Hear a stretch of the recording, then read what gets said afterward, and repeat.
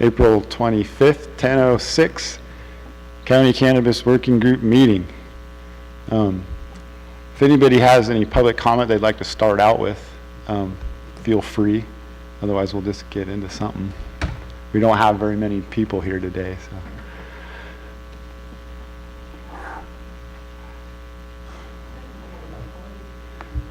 Mike. Testing. I forgot to mention this at the last meeting, but I had invited all the Board of Supervisors to my shop to check it out. 2 of them showed up. One said it took him nearly half an hour to find the location. That's how remote and out of public view it is. They said that they were pleased with the location and where it was at. They liked how discreet it was, and they liked how it was run. So I just wanted to throw that in. Thank you for doing that. That's Which 2 supervisors? yes. Which 2 supervisors? They asked me not to tell. Oh. Well, very good. Well, thank you for doing that. I think that's important and helpful for the process for decision makers to see things for themselves. So thank you.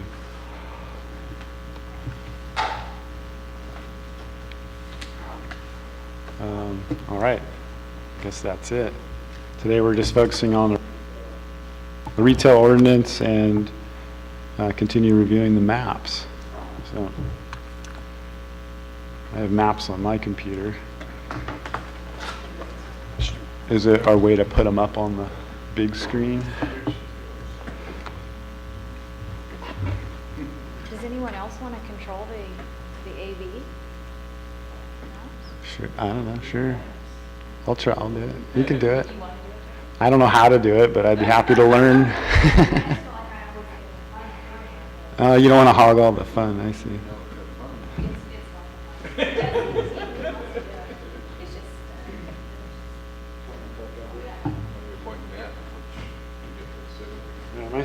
My screen turned off here. What do I do?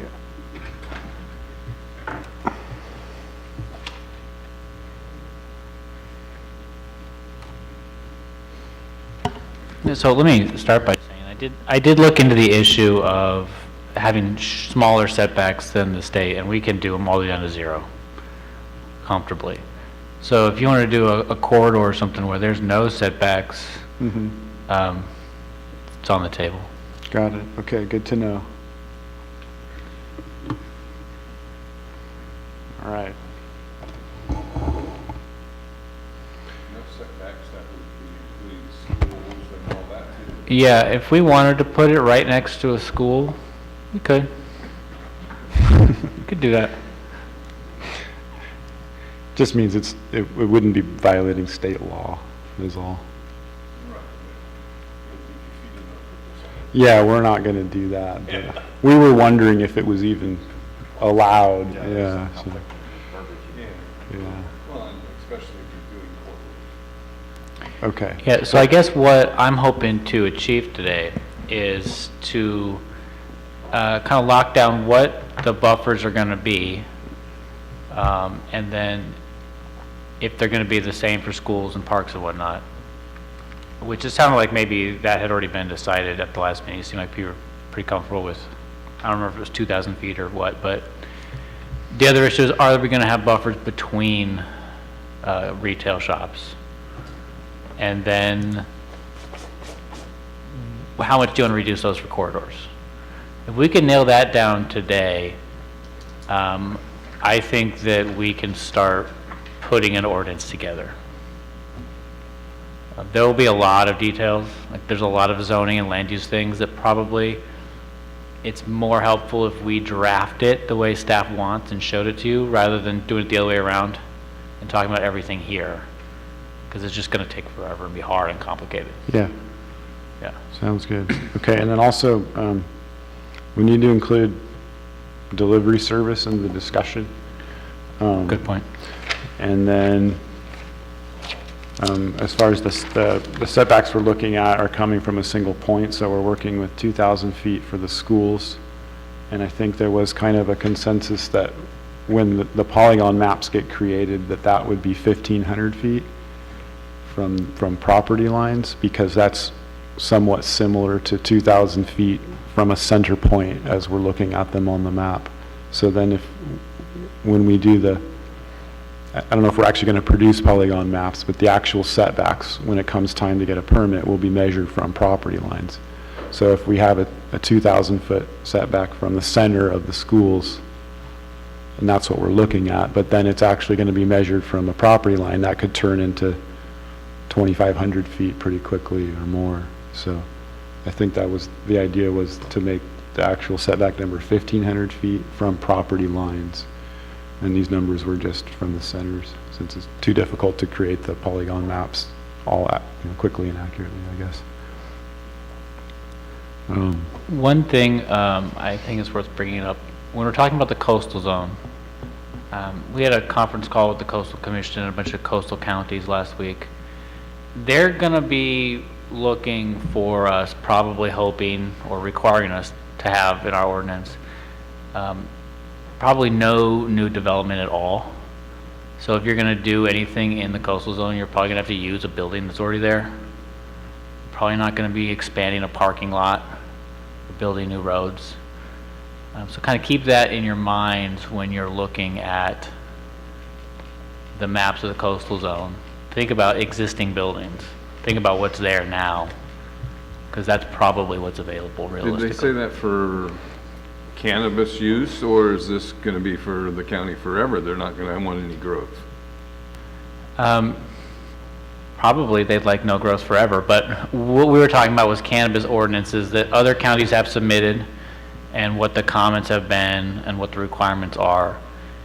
You know, Monterey's coastal ordinance was cultivation could happen in existing greenhouses and industrial buildings. Coastal Commission liked that, you know.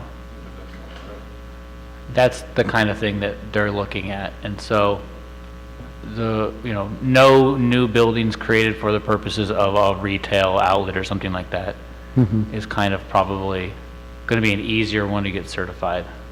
Sure, through the coastal. So it'd probably be good for us to have, I mean, we know roughly where the coastal zone is, but I think we don't know all where it is, because it does cross over the highway and extend inland a little bit in places. Yeah, then the next set of maps, we can have the coastal boundary Super. identified. Cool. All right, this map's not very busy. We don't need to go over this one very much. Well, it's pretty much in coastal. Those property line, those properties are on this. Sure. Heidi, is this a place where the highway is the line? No, most of that along Ocean View is also included. I would say all of that is, yeah. Yeah, all of the visitor serving commercial or CR zoning that's shown on that map would be coastal. So there's some existing buildings there, and some of those are just lots without suitable buildings possibly. I don't know the buildings in that area very well. So. Very few buildings that are existing. Okay, so that area is pretty satisfactorily restricted from the viewpoint of restriction. Would you briefly explain the legend, because we can leave it. Oh, yeah. That painted- Yeah. I can describe them. That would be something. Yeah, okay. The light pink is commercial recreational zoning. It's a zone designation that's given to visitor serving uses. You'll see the orange dot, that is to show a youth center, and I believe that's related to the Head Start.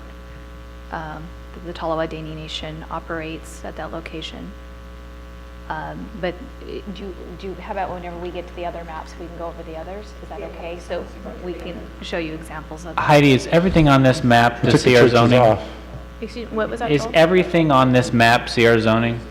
Yes, that's all CR zoning. Okay. I couldn't tell if there's two shades of the pink and purple, but that's all the lightest pink. That is correct. Okay. Yeah, because, yes, it is. That's one of those non. Yeah, there may,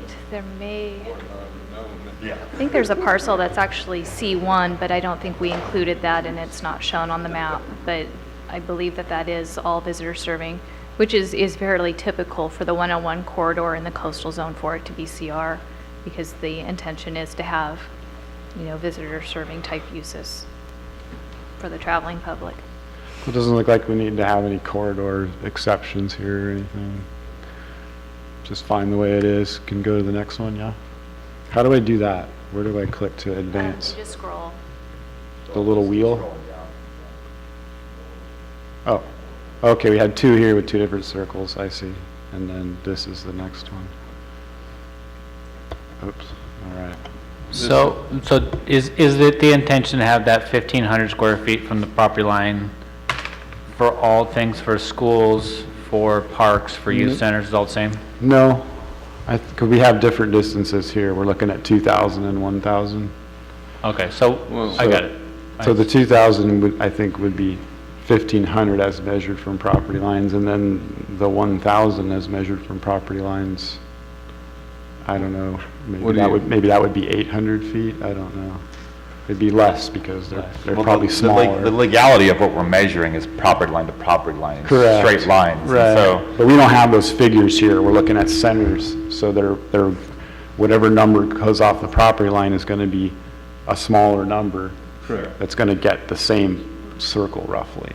yeah, and so these circles we're using are just very approximations is what we're looking at with these Sure. maps. And so I guess I'm less concerned with the exactness of what I'm looking at and just more concerned with the generalization of what I'm looking at. And Well, so changing from 2,000 to 1,500 because we're changing the way we're designating it, I don't know if, I think that's more of, we just need to decide what the measurement is. Yeah, 1,500, that's what I'm saying, So, 1,500. so the thing on the table right now is 1,500 foot from the schools. Property line. Okay. Yeah. It's, the only reason that it's different is just because we don't have the maps with the property lines to see, you know, the distance. We're just using an estimated circle. Correct. So, Well, One question. Yeah. So you're thinking about being able to open up a dispensary in Chipper Shore, Hammond Harbor area? not sure. No, there's anything there. no, what we're looking at are county properly zoned properties in fee with the county, and then we're just trying to get a generalization of how many properties are out there that could potentially service this industry. I think And so the functionality is kind of, are we trying to create a restrictive ordinance that will on its own restrict the amount of potential business, or should we be putting a fixed number on it? And then maybe looking at reduced buffers, but saying there's only gonna be 5 shops in the county, period. And so by putting these bigger circles, we're just looking at properties that are potentially feed that businesses could start in if the owners allowed that. You know, I was wondering, did Lucky Nation just buy that, and how would you go about regulating? If it's held in fee, the county would have regulatory authority, and based on what Joel said in his conversation with the Coastal Commission, it sounds like, you know, if there are existing structures on those properties that, with the CR zoning, that they would have the opportunity to do that if they chose to. If the land were placed into trust, then, The tribes are also looking into their ancestral territory, protecting their boundaries. yeah, that would be a legal question. That's kind of the next conversation, is to engage the tribes. Once there's kind of a general idea of setbacks and spaces and things, the next one is, where do the tribes not want it to be? And I think that's next. Yeah. That property would be completely up to the tribe if they wanted to engage in that business at that property, and then it would be totally up to them as to how they could participate in that and what risks or whatnot they would be taking in doing so, I guess. Thank you. Yes, so there's a question on for the numbers. If we're looking at 1,000-foot circles for youth centers, I mean, we haven't talked a lot about if we think that's the right number. I mean, if we're looking at the right circle, but to convert that 1,000-foot circle from a center point to a measurement from property lines, the equivalent's going to be a little bit smaller number is all I'm trying to say. So if we're trying to achieve 1,000 feet from the center, then that would be probably about 800 feet from a property line, roughly, maybe. That's all I was getting at. looking at the map, it says 2,000 for schools and 2,000 for worship. Is that what we had originally, 2,000 for worships too? Yeah, well, and just as a purpose of looking at it, yeah, but at our last couple of meetings, we talked a lot about the problems and technicalities with including them with a line, and so that should also be part of the discussion today to try to finally resolve that, because we've gone around that circle lots of times. Whether or not to include them in the line, or just to do it with some special deference with the planning commission through use permits, or what. And so there's been different ideas with that kicked around. Joel presented a pretty reasonable, simple definition if we wanted to try to define churches for that purpose. So that definition, though, because it's just a 501c3 for a, recognized religion, that would cover non-church ministries too. Right. Right, and so Sure. if people are okay with that, I can't think of really one in my mind.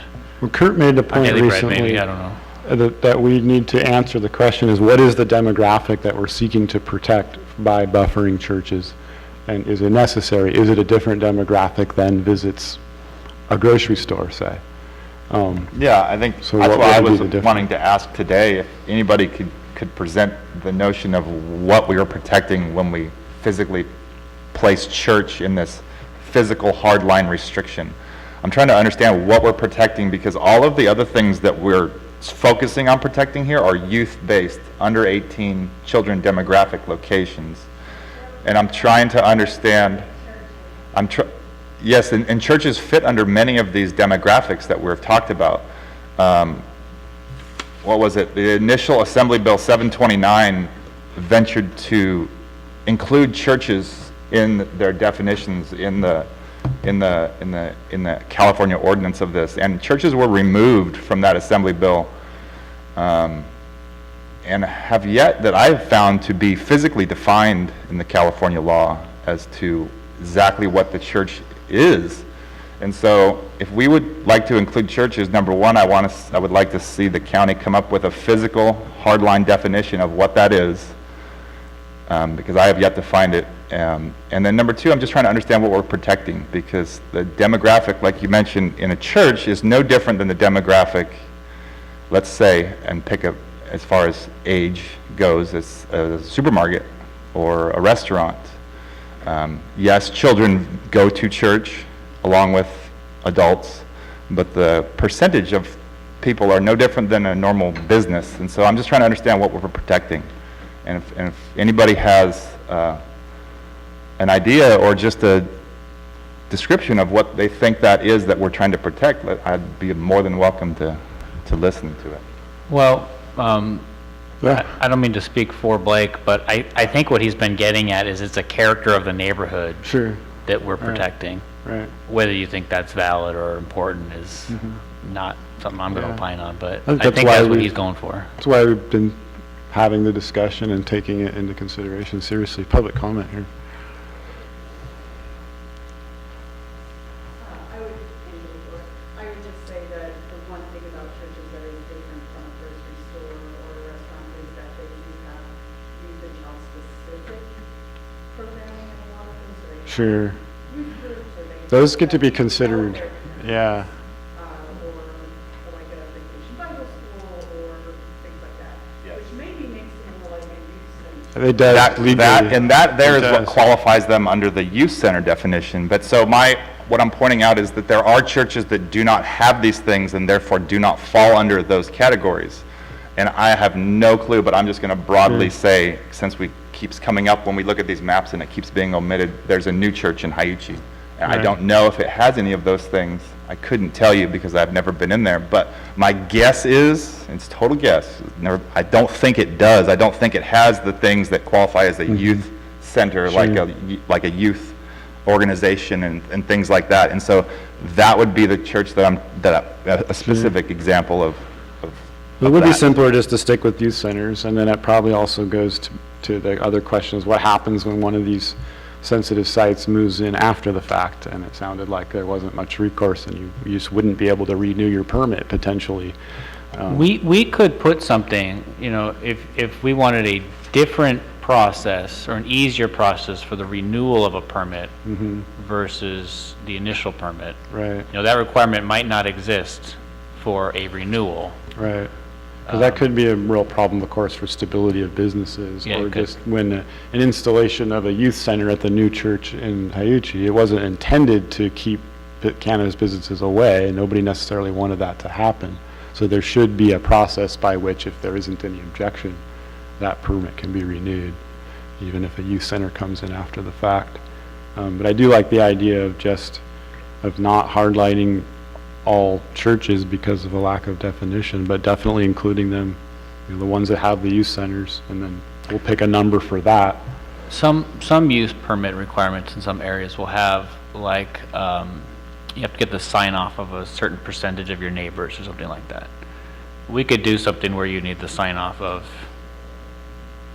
any church Sure. within so and so feet. So it's not a hard rule, but it gives the church kind of a veto power. I don't know how I feel So about if, that. in your opinion, Joel, if we did include church in this hardline definite and hardline code, wouldn't we then need to define it? We would have to define it, but I don't think that it would be, we don't need the tightest definition in the world. If you show up and you say you're a church, and the planning commission says, oh yeah, you're a church, because we know who you are, I think we're fine. If you show up and you're a church and you're just like a guy who doesn't want cannabis in your neighborhood, I don't think that the factual situation can be that difficult. You know, we could look at that definition that I read before and say you show up with your 501c3 status and you can object. I don't think it'd be that difficult.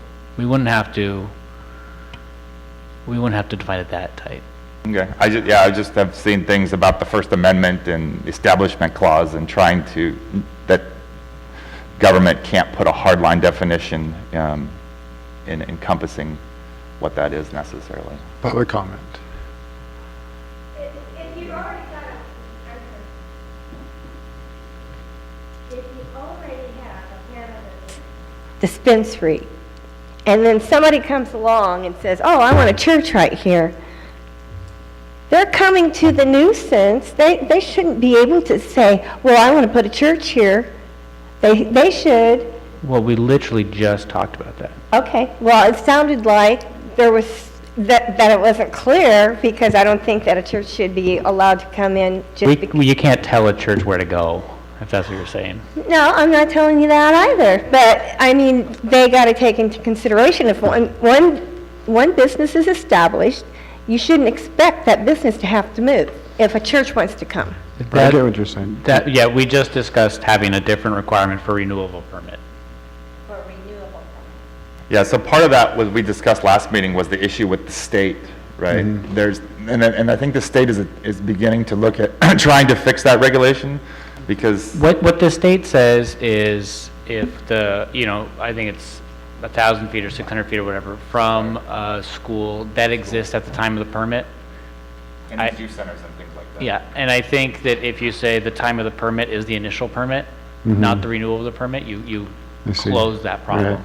The reason why it's an issue, Linda, is because the cannabis permits have to be renewed every year from the state. And so you don't get a permit and then it's just valid for however long. It's only good for the year, and then you have to, renew and pay your license fee over again every year. And so each year they have the ability to assess you and not issue your permit if you're not in compliance for whatever reason.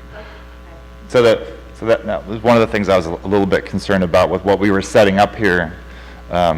Schools and probably parks, I'm not sure, there should be, I'm assuming there's building permits or some type of permits that the county would then there issue for a lot of these designations on For here. youth centers at a park, you mean? Yeah. Like playground equipment? Yeah, or exactly, whatever? like Okay. the youth center, the park that qualifies as this, things like baseball fields and whatnot. Yeah. And then the schools, there'd be a building permit that would need to be issued for a certain piece of property.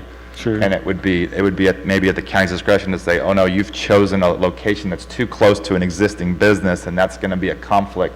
So we need to mitigate that. But with the church, you literally have no ability to tell somebody that they can't practice their religion and sign up for these things within these boundaries if we hardline them necessarily. Sure. And so that gets into the whole conflict of, you've placed now churches within 200 feet of this existing Sure. dispensary. let's Yeah, I think say. it'd probably be more simple, just Retail like you location. said, the churches that have the youth centers do that, and then, I think there's already lots of, I don't know, Joel I think has talked about how there's some process for giving consideration to things like churches in the community during the use permit process. It doesn't have to be a hard line Right. distance. I It's think just- we could work up something kind of in the permitting conditions that allowed churches to have maybe a little extra opportunity. Like some time, Yeah. say, right, Right. a time period. Maybe extra notice Sure, to show up or something like that. Right. Specific. I think we can protect churches without getting too deep into the weeds on what a church is and where they need to be and stuff like that. all right, super. So let's see, buffers between the stores, it seemed like we had a decent consensus last time that we don't necessarily need to put buffers between the stores. That'll probably just happen naturally. I won't be a lot of incentive for stores to want to pile up next to one another, Well- unless it's the only available commercial places. Yeah, I think that we had talked about that we're restricting it enough with all these Sure. circles. It's gonna be that there too hard isn't that already. much property available to restrict Right. it more to And given- 500 foot or 1,000 Right. foot between properties. Given the fact that there's not a lot of commercial property owners who are willing to rent to that business anyway, so that's sure. Okay, Even if the county rules have nothing about that, the state is still going to consider concentration issues. And I Right. don't exactly know how much is too much concentration for the state purposes, but there will be something. sure. I don't think we probably won't broach that, but good to know, it's there already. Okay. Delivery service, I'd like to work that into the conversation. I'd like to see it just be allowed if a business wants to do it, but we need to have some different rules around it potentially. Supervisor Cowan, I think yesterday offered an idea that potentially delivery services would only be allowed to deliver medical cannabis, not recreational. I think that I'm quoting what she said correctly. And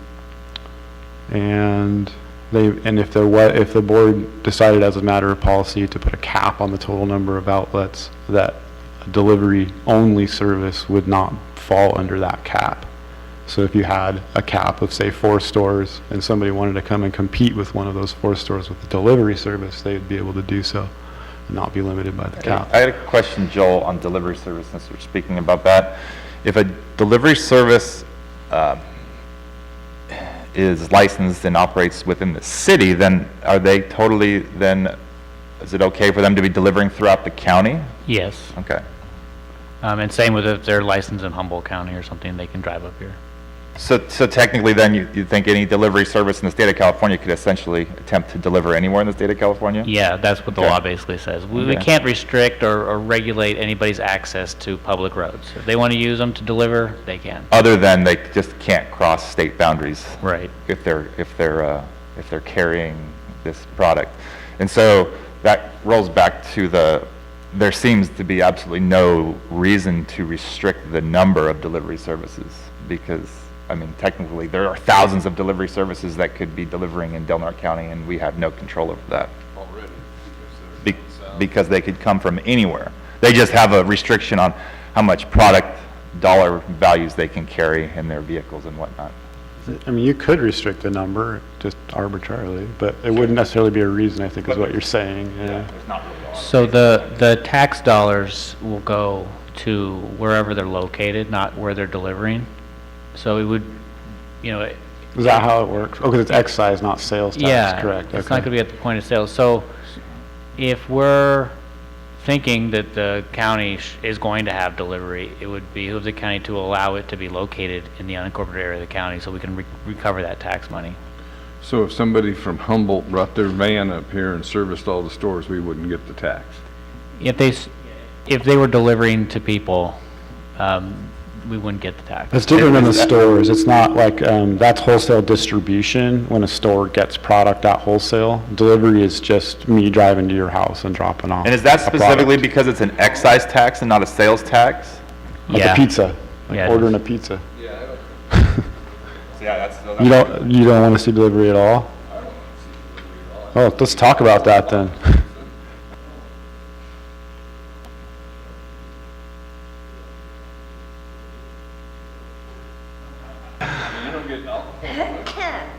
Some people can't drive, though, that are medically. Well, they have service providers, or, I mean, everybody that I know has a provider that can't drive or can't do the thing, so. I guess I will say that in this day and age also, any medication that you need is delivered to your home. I mean, we get pushed through, I think it's the state-run medical thing that they want you having all of your medications delivered to your home. I understand. Via mail and whatnot like that. It's the same scenario. And so that's kind of the direction that a lot of things are headed, is home delivery. Yeah, I think it just takes a lot of control out of it. So did we have the ability, How though? does it take a lot, how do you think it takes control out of it? It's under the exact same regulatory structure as store retail. It's all under track and trace. It's very difficult to cheat it. You get in all the same trouble. If you could cheat it at a retail store, you could cheat it at a delivery. It would make no difference.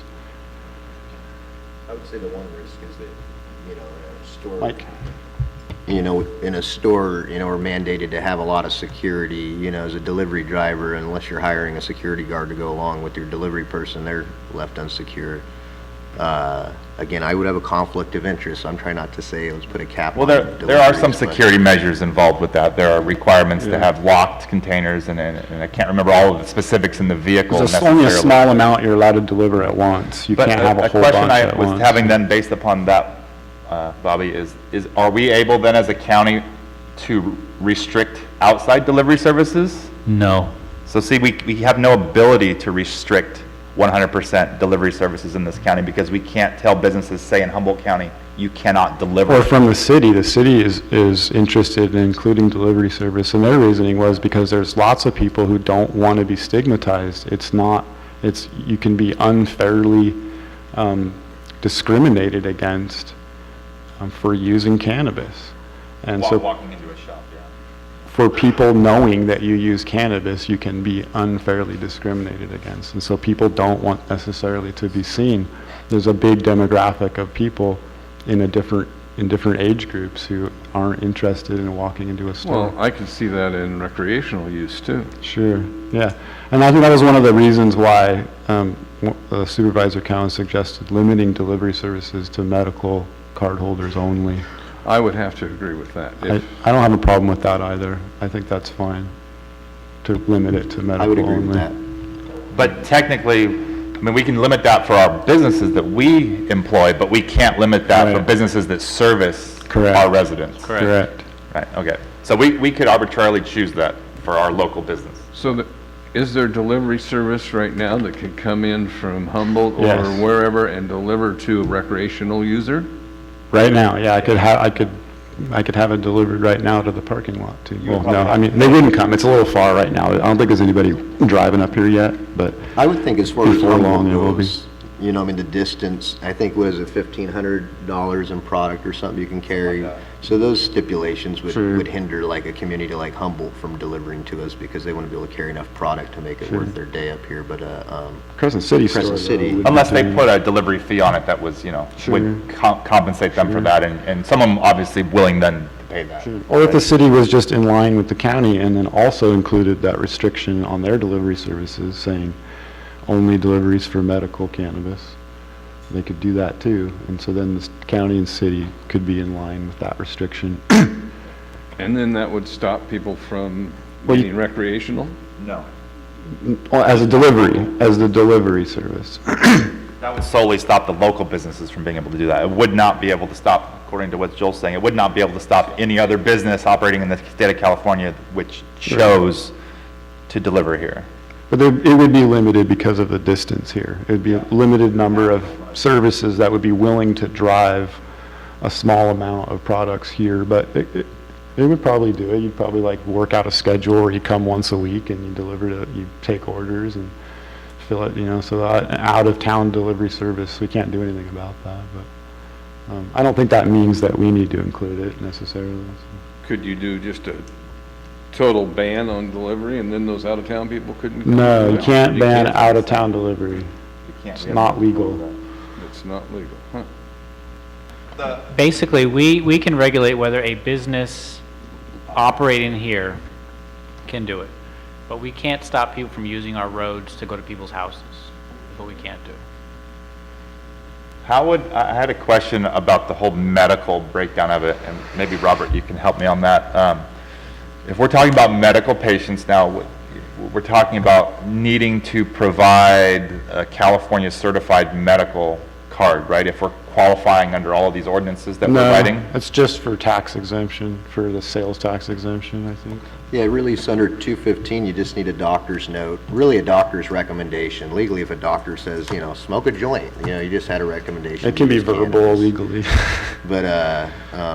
But that gets you so far, and then to save the sales tax, yeah, you need the state-issued ID card. So the excise tax is the state-issued ID card, and I had a question in a minute about the No, everybody verification. pays that. Everybody pays Medical excise. and excise tax. It's the sales tax, the California state 6.25% sales tax plus regional, local sales tax that brings it up to 8% for most places. I can't remember I thought we had talked about removing the medical people from the excise tax that we were proposing. From ours, yeah, right, from the So- county That's what I'm one. talking about. So Okay, we sorry. didn't remove medical people, we removed the medical license, the medical Right. retailer from that. So however, the medical patient proves it is irrelevant to our ordinance. Right. If you have the M license, you don't have to pay the tax. Like the retailer's not being taxed on the medical cannabis that they retail. And then it's bound, the retailer is required to be maintaining proof of these medical patients, right? Yeah. And the idea is that they're doing it anyway because they're splitting the sales tax. And, they should have two licenses if they're doing both, and I think it's gonna work out. Two different sets of books and all of that, so it's already there to look at the numbers and the differences for the tax assessor here. Yeah, so I was trying to think of the benefit to the county, right, of the excise tax in general, and by excluding medical patients, and there being very little required then to proof of being a medical patient. You're talking about trying to obtain tourist dollars and whatnot. And a lot of people, tourist dollars coming to the county are going to whip out a quick little medical card like they maybe have been using for the past many years buying To ditch medical 5% cannabis. county excise, I doubt it. Not on a $40 bag. Nobody's gonna care about that. That's $2.50. I'm not gonna even find my pen for $2.50 if I'm trying to buy a bag of weed on vacation. I'm not gonna try to save $2. We wouldn't accept a verbal recommendation as far as consider you had a doctor, No, but you accept the doctor's note that's, handwritten, right, essentially? When we first started, we just figured we had to do our due diligence because there was no regulation, so we had a checklist, for each member, that we actually, in the beginning, we, go to the website to check and make sure Mike. the doc. Sorry. In the beginning as a collective, we just pretty much just designed our own rules to feel like Yeah, we'd for sure. get our own due diligence to, and really kind of went overboard. Now, yeah, I think you can kind of just, I think with the new licenses, I think I could help someone from Israel with a medical license, Under 215, you could only help California residents, that were recommended by California doctors, and so things have changed a little bit. Yeah, it wouldn't work for out-of-state tourists. If you're trying to collect the county excise tax from out-of-state tourists, then they wouldn't be able to whip out a doctor's note. I mean, I guess you could lie about your residency, so. Well, Robert was just saying that he thinks he could. No, he could sell cannabis to somebody from Israel, but he can't exempt them from the sales tax, I think is what he's saying. Right. Yeah, so yeah, everybody pays the 15% excise, and then our community, if we would consider not taxing additionally medical, it really is a pretty small fraction of the market as far as people aren't going to keep a doctor's note. It's going to fade, and it should be respected. But you can see it in Oregon, that it's just becoming less and less of a thing. It's one less thing for somebody to have to go do every year. I guess part of what I was getting at was the process behind verifying a medical patient, right? And then on the other hand, if we're talking about allowing delivery services to service medical patients, and there being very little, if any, real checks and balances as to how you verify that, other than somebody calls you, you drive to their house, they wave a piece of paper and you say, okay, thanks. I mean, what's the difference between medical patients and recreational patients, really? I mean, there is a database. For state cards, It's a but not state for- card. But and not what- for private. Yeah, that's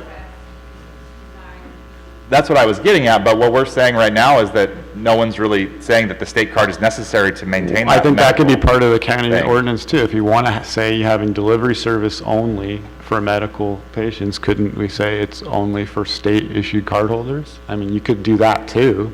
That sounds going a little far, and you probably wouldn't have much delivery service. Yeah, I think the easiest thing to do is, it's the same thing. It's the M license Right. can deliver to Because medical then the patients. county would be involved with the checking of that Yeah. otherwise.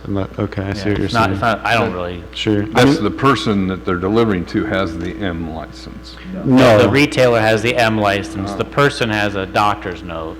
No, well, I think that you need to have like the state card in order to be.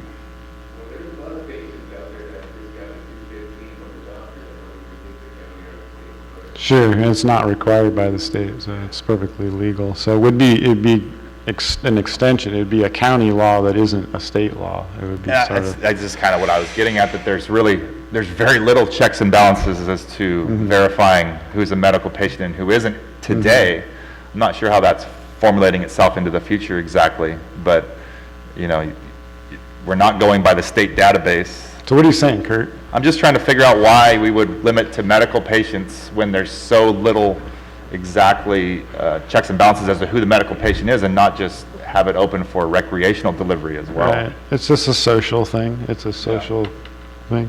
Public comment. I was just wondering if the county's not interested in tax revenue from tourist markets and encouraging local recreational businesses. I think you're getting back to incentivizing out-of-town, out-of-tax bracket businesses to service the. Exactly.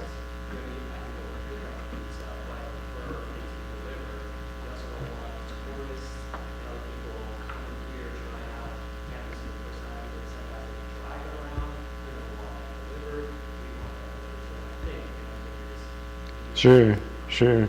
Yeah, it wasn't my idea. I don't think it was any idea of the board. It was, when I gave a board report yesterday to the supervisors, I just try to glean whatever kind of feedback that I can. And that was some feedback that came from one of the supervisors. Sure, it could, certainly. Chair Davis, I think we need to have the people speaking into the microphone, otherwise it's not picking up and we're Right, others right. listen. Okay, I'll enforce that better. Yeah, well, Thank that's you. exactly what I'm trying to get at, is that if we're making these rules and I'm trying to figure out why we're doing it, right? Like why are we handicapping our local business to say only medical patients? Well, I We're think getting that at it, and the honest answer is we're trying to strike a balance in a divided community between large numbers of people who don't want cannabis at all and large numbers of people who want it everywhere and large numbers of people who want to be somewhere in the middle. And we have a genuine task of settling serious division, and that's why. Yeah, I get all that. It's just, Okay. It's good to reiterate that arbitrary sometimes, point just of to where make that sure. line is seems to be very Right. skewed in the middle, and so Sure. trying to pick one side or the other. It's good to point out that the issue is not settled. Prop 64 and the vote returns didn't necessarily settle the issue for a lot of people in the county, so. So, it's my understanding, and I haven't looked at this in a long time, you can have a delivery business with no storefront, right? You just need a physical location.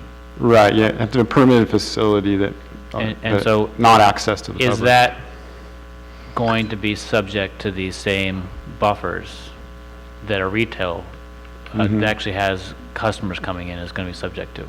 Sure. I don't think it makes sense to, but the whole point of creating the buffers to the retail access points is because they're public places. And so if you have a facility, it'd be like a manufacturing facility or whatever. It's a nondescript, unsigned facility. It's not open to the public. To me, it doesn't matter where it is. a question I would have for either of Joel or, would that business then need to be conducted within these zoned properties? Like if they were operating a warehouse situation like that, using them as like essentially what it is a warehouse that you're Commercial. operating a Has to service be out of. And so commercial. it still need to be conducted under these type of zonings that we're looking at? Yeah. We'd have to decide. Heidi? I was just looking at the state law to see how they address that. For non-storefront retailers, I would think that they would need to be, in The a state law in took a away the, commercial zone. they, Or manufacturing, or, some Yeah. other, I mean, obviously a residential zone wouldn't be a good sure, fit yeah, for the that's start of it. zoning land use stuff. Yeah. The state doesn't speak to that. The state talks about, I think they lift their setback for these things. The setback that the state suggests for retail doesn't apply to manufacturing, places that aren't open to the public. So can a delivery service deliver to the house next to a school? Yeah. Yeah. So these buffer zones don't mean anything as far as a delivery service? Well, no. Right. No.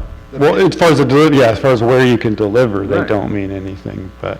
So if some kid at school called and said they wanted some delivered, No. If you're No, that 21, wouldn't be permitted. you have to be 21. You have can't go to, s- it has to be to a physical address, and it can't be to publicly owned land or an address on land or in a building leased by a public agency. Right, This prohibition applies to land held in trust by the United States for a tribe or individual tribal member unless the delivery is authorized by and consistent with applicable tribal law. And that this is from state law. So, yeah, you can. It can deliver to your personal residence, wherever your personal residence may be. It could be right next to a school. There's no law restricting that you and your personal residence can't be consuming cannabis in your personal residence right next to the school. And we, as a county, also can't restrict what we were just been discussing, the personal use or personal cultivation policy. That can't restrict your personal residence right next to a school either. So you can grow plants in the house right next to the school if you own that piece of property as well. And we as a county can't stop that. We can restrict it, but we can't prevent it 100%. And so, yeah, but the delivery service itself, based upon what we may or may not put here, physically couldn't have their warehouse building right next to the school if we decided to put a buffer around that business. Like these circles, yeah. I would think that we might want to consider a delivery service with some small buffers on these similar categories that we're doing here as far as what actual facility they could use. I would definitely not think it need to be the same larger numbers that we're picking though. Heidi, if they're not going to have a storefront that takes customers, do you want to exclude them from, CR zoning or somewhere that we want storefronts? Do you think that's a worthwhile consideration? that's a good That idea. is a good idea, but I don't know what it leaves for zoning, because we only have certain zoning classifications, and I think Right. it would be incompatible with a Maybe, lot of them. I mean, I think manufacturing, those types where we have, yeah, keep it out of Right. commercial, keep it in the M zone. If it was only in manufacturing, how far are people going to have to travel to deliver it? Where's our M zoning? we Oak have, Valley. well, for example, on the Smith River, the purple, that's manufacturing. However, a lot of that's owned by Green Diamond, I believe, and a lot of it's developed. We have the Elk Valley corridor. We have some manufacturing. We have some manufacturing on Stan Urban Year Road. However, that's coastal, and if we're Right. so it is, I guess, a little limited. I think it would be central. If you were going to set up a delivery service, you wouldn't put it in Gasky, most likely. You also I might don't not be know. delivering to Gasky, though, from Elk Valley Sure, Road. that's fine. That's fine. That's cool. I think it'd be, from a kind of drafting perspective, real convenient to just say manufacturing.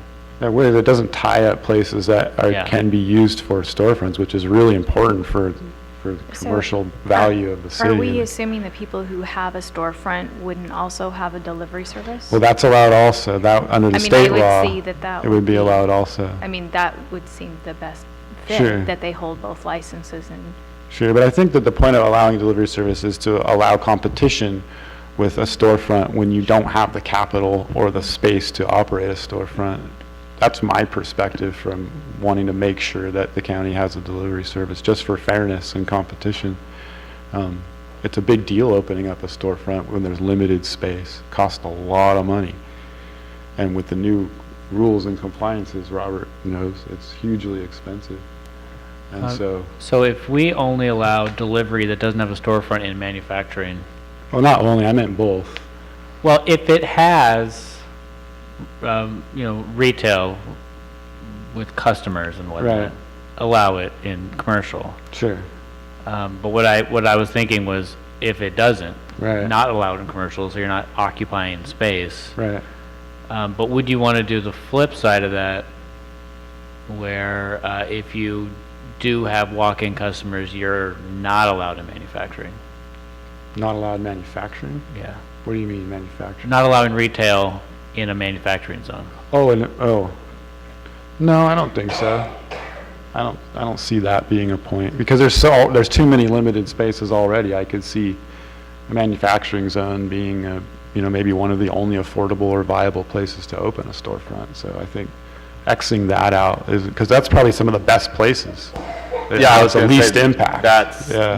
those are probably some of the very best places, exactly like you said, the manufacturing zones. They could provide some very, A lot of cities said they put it all there. There is no retail in commercial zones. It's all in the manufacturing zones, and that's in places where they have large manufacturing zones. We don't really have that. generally speaking, they're also removed from the public. Sure, sure. So that gets to the whole idea of people maybe wanting to see them a little further away, then those are good zones for them. Right. So yeah, delivery as far as the economics of it, if you're trying to collect revenue from tourists, I can see how recreational delivery could be an important component of that. I think you're supposed to deliver to a physical address, and I think that would cover like a hotel room, right? When the way I read it, it doesn't have to be your private residence. It's just a physical address in a space that's not a publicly leased area. So you could have it delivered to a restaurant, I think. It's a physical address, right? It doesn't say anything about not a public space. It's like, it's a private property. I haven't looked at that closely. Right. Heidi, do you still have that up? Does it say a residence or any physical address? Excuse me, as far as where it may be delivered? Yeah, let me bring that We're up. thinking maybe it could be delivered to a hotel room or a restaurant. That's what's my Yeah, reading of it. It wasn't restricted enough to say that you couldn't. I think it, let me get back here. A retailer may only deliver cannabis goods to a physical address in California. A retail delivery employee shall not leave the state of California while possessing cannabis goods. And then the section that I already read where you can't deliver it to publicly owned land or an address on land or in a publicly leased building by an agency. So it looks Right, like it's that open covers to it. virtually everywhere. Yes.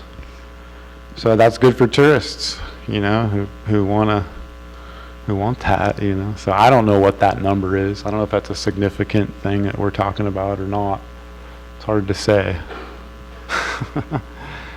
Probably, I don't know. I mean, if there's no delivery service available and you're a tourist and you want to buy some local cannabis product, I don't think that's going to deter you. You're probably just going to go to the store. I don't know. Although that could turn into a very viable business, that could become the Sure. hot advertisement commodity in your Sure. hotel room, right? Like here, when you pamphlet books that Sure. you're looking through. I mean, that could be better too from the perspective of the community, honestly. If you don't want to see it and you don't want to see storefronts and you don't want to see people going in and out of stores, and then you should just have only delivery services. It's all discreet. The delivery vehicles can't have advertising on it. That's one of the state rules, so it's very discreet. And then I don't know about signage, like for your commercial facility that's not open to the public. You couldn't restrict signage on that really any different than we would any other business, right? Yeah, probably. So you could advertise on your building, but that would be it. There's Sure. some restrictions within all these Yeah, cannabis but you codes on couldn't get rid of it. So that would be that effect. But honestly, delivery service would be the most discreet way. So I think that trying to limit delivery service with the idea of, you know, keeping it out of the community is sort of going the opposite direction. And the delivery service kind of helps to keep it out of the eyes of the community.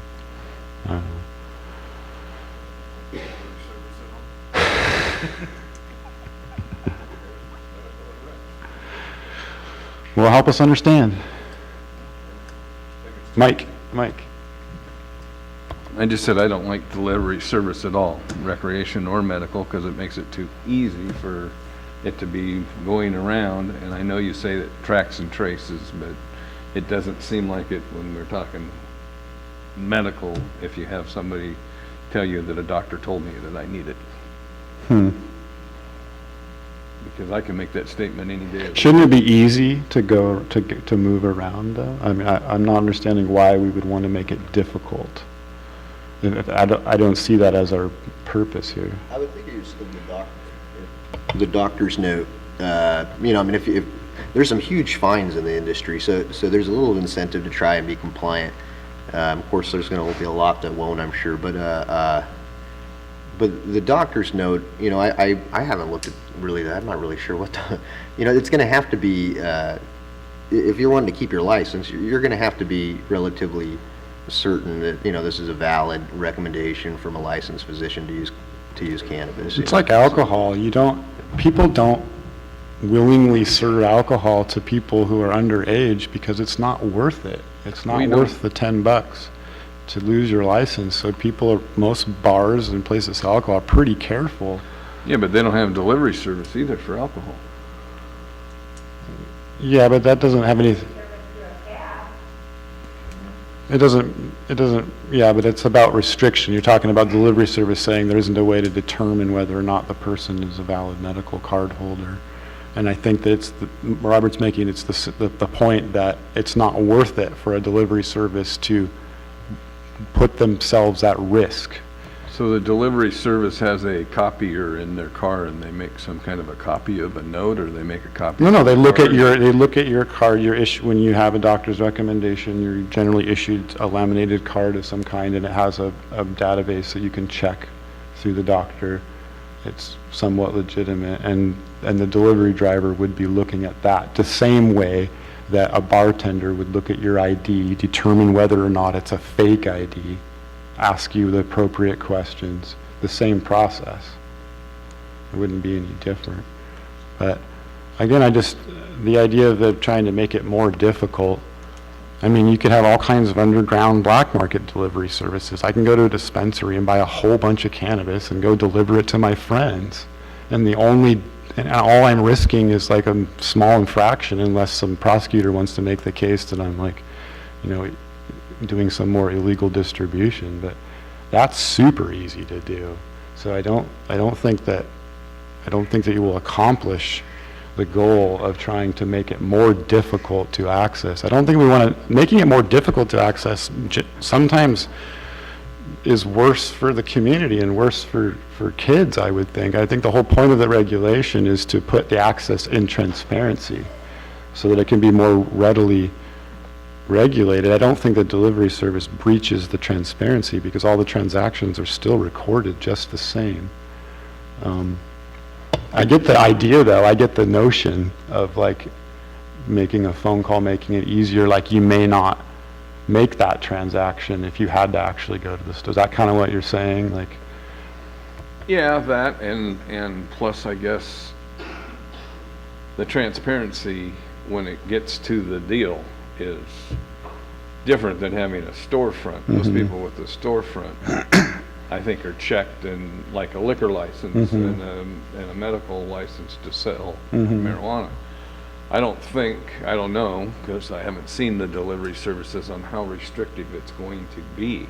well, they're the same restrictions as stores. You have to have the same serious license, and all the facility that you have to where you have your stuff is all the same strict rules and regulations that a regular retailer would have. And then you have the added layer of the rules you have to follow when you're delivering, and the security that has to be in the vehicle. That hasn't been hammered out. The transportation department is still sorting out rules. They're probably going to come down with some more definitions of the locked container that has to be in the vehicle and things like that. Really, from my understanding of the whole scenario, the really only difference is that the physical storefront differences. The limitations that you don't need the storefront and the access and all that stuff. But all of the transaction documentations and all of the storage, all that stuff, that's all the same for both delivery services and retail storefronts. So it's pretty well already set as far as the state goes on the delivery service. Our only question is, do we want it recreational or medical or both? Or not at all. You say you can't do that. because Well, for somebody- our businesses here, though, we could say that our businesses can't do delivery, and then we just rely on the fact that any other delivery service is so far away that they're not going to be making very many deliveries here, which would be accomplishing what you're looking to do if you're trying to limit access and make it more difficult for people to get the cannabis as a way of discouraging use. Then that's a valid argument. But I just want to be clear about what it is that we're trying to accomplish is all. I don't think that that's a good mission necessarily to restrict access as a means of discouraging use. I don't, but that's a completely different argument. That's like a social policy thing more, I think. Yeah, but I don't really think that delivery is giving them extra use I mean, it gives them a chance to call and have it delivered, but, I mean. It's easier if you're so lazy that you I know. can't make it. I'm not saying people who want deliveries are lazy. I'm just saying, like, if I could imagine a situation where I guess you just don't purchase the product because you can't make it to the store. You don't want to, you don't feel like it, and the only reason you get it is because it was on a whim and I just felt like having it delivered and I wouldn't have, so it could lead to more impulse buys maybe. You're or already something. high and you can't go drive and get it. You just- Sure, yeah, so that could be an argument for public safety though, like this gentleman said, that it's, yeah, so I mean, it's a 6 or 1/2 dozen. I think you could probably articulately argue it either direction.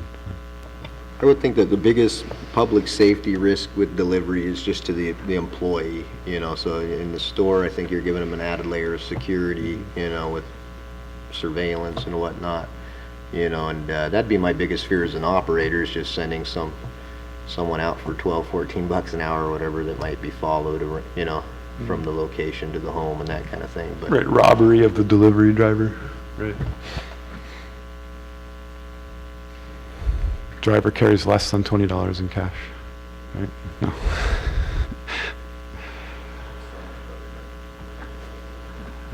All right, yeah. well, I'm good sorry, so what was decided? I didn't hear a decision. I don't know. We're missing 2 people from this, so I don't see this as a point, as a place where we're going to make a decision, especially since we're missing a couple people. But I think we got we got the concerns out on the table, and we're able to kind of clarify and talk about like what is our goal here, what is our mission, and what are the tools we're going to use to accomplish those missions. So maybe the takeaway then is to think about it until next Wednesday, right? And try to come to a better conclusion on the delivery service portion of that. I mean, I can, after discussing all that and getting some feedback from Joel and talking about it, I see where I stand on wanting the delivery service. But maybe that's a culmination of it the next meeting to try to come to that conclusion. I'm just gonna go with kind of whatever the board, comes up with on this, but, as far as medical, I could definitely see like somebody that uses it as medicine. We have some people come in and geez, they're disabled, they're in bad shape, so someone like that, I'd like to see them be able to order something that's even specifically geared for them in a particular service,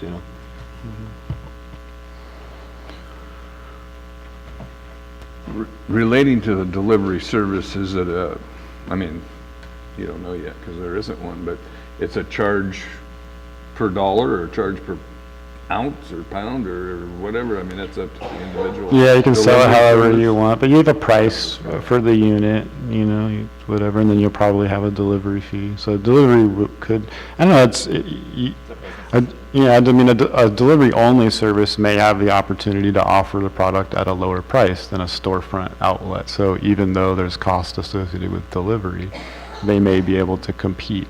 And that's my whole point here. It's from a business standpoint.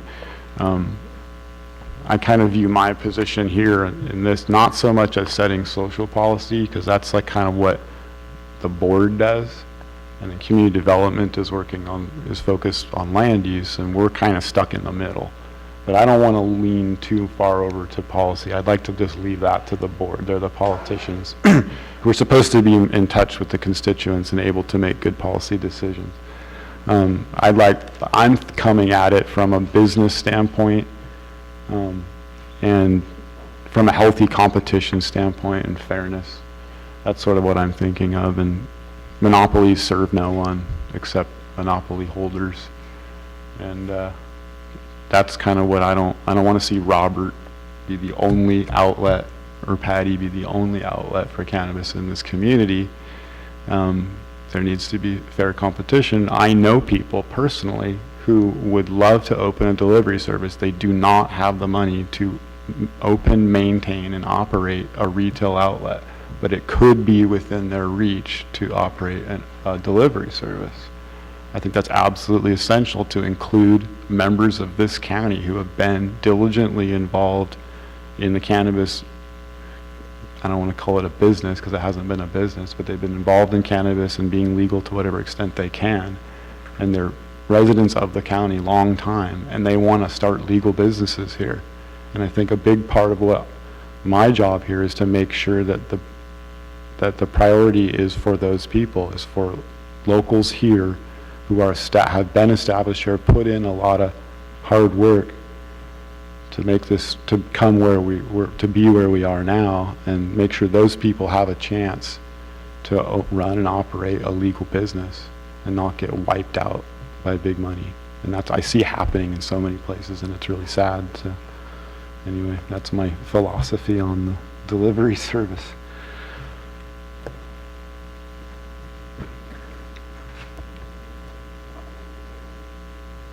So Joel made a point when we first started talking here about trying to come up with what these buffers, the feet, the distances of these buffers are. This is kind of a Let's go back to the important maps point, right before we're done. trying to figure out about the buffer survey. And we've talked about 2,000, and Jesse, you're saying 1,500. Because it's the same thing is what I'm saying. Essentially the same Yeah. thing, yeah. I mean, so the state is saying 600, right, on all these locations, other Right. than the worship center, because Yeah, that's not yeah. included in any state regulations. But the Right. youth center, the definition of how the parks are encompassed, and the schools are all at a 600-foot mark at the state level. And Joel's saying that, I guess we have the ability to lessen that, it sounds like, but I don't know if we necessarily would consider that. So this is the area, did we get up on the board, where it starts to matter, where the numbers matter, where if you go too big, you're not going to have any available space. And so that's sort of, I'd like to just keep it really focused on that mission, is So as big as we can go let me without just, wiping everything out. Let me just give you an idea here and a notion of how that works, in my mind a little bit. We're talking, and then let's pull 1,500. You mentioned 1,500 from the school as like the hard line, Right. property line to property line number. So, okay, that's good. Say we want to do that, and then we keep talking about corridor access, like trying to allow businesses to operate more freely from that barrier on, let's say, Highway 101 and Highway 199, for example. Those are Sure. two main corridor Right. thoroughfares. So then you would just say, if your business is, if your property is fronted on those corridors, that would reduce to 1,000 foot? Yeah, or 600 or 50 or 0, whatever. Yeah, and so I would think that, okay, let's reduce 1,500 to 1,000 in that scenario. Okay, And this is just my thoughts. The youth centers and parks, we've kind of come to the conclusion that maybe that's 1,000 foot. It looks fine Something when I like look at, that. when I look at the two different Maybe that versions. reduces to the state minimum of 600. It's like there's 600, go look, and then when you go to 1,000, is there anything on the key that anybody can't see?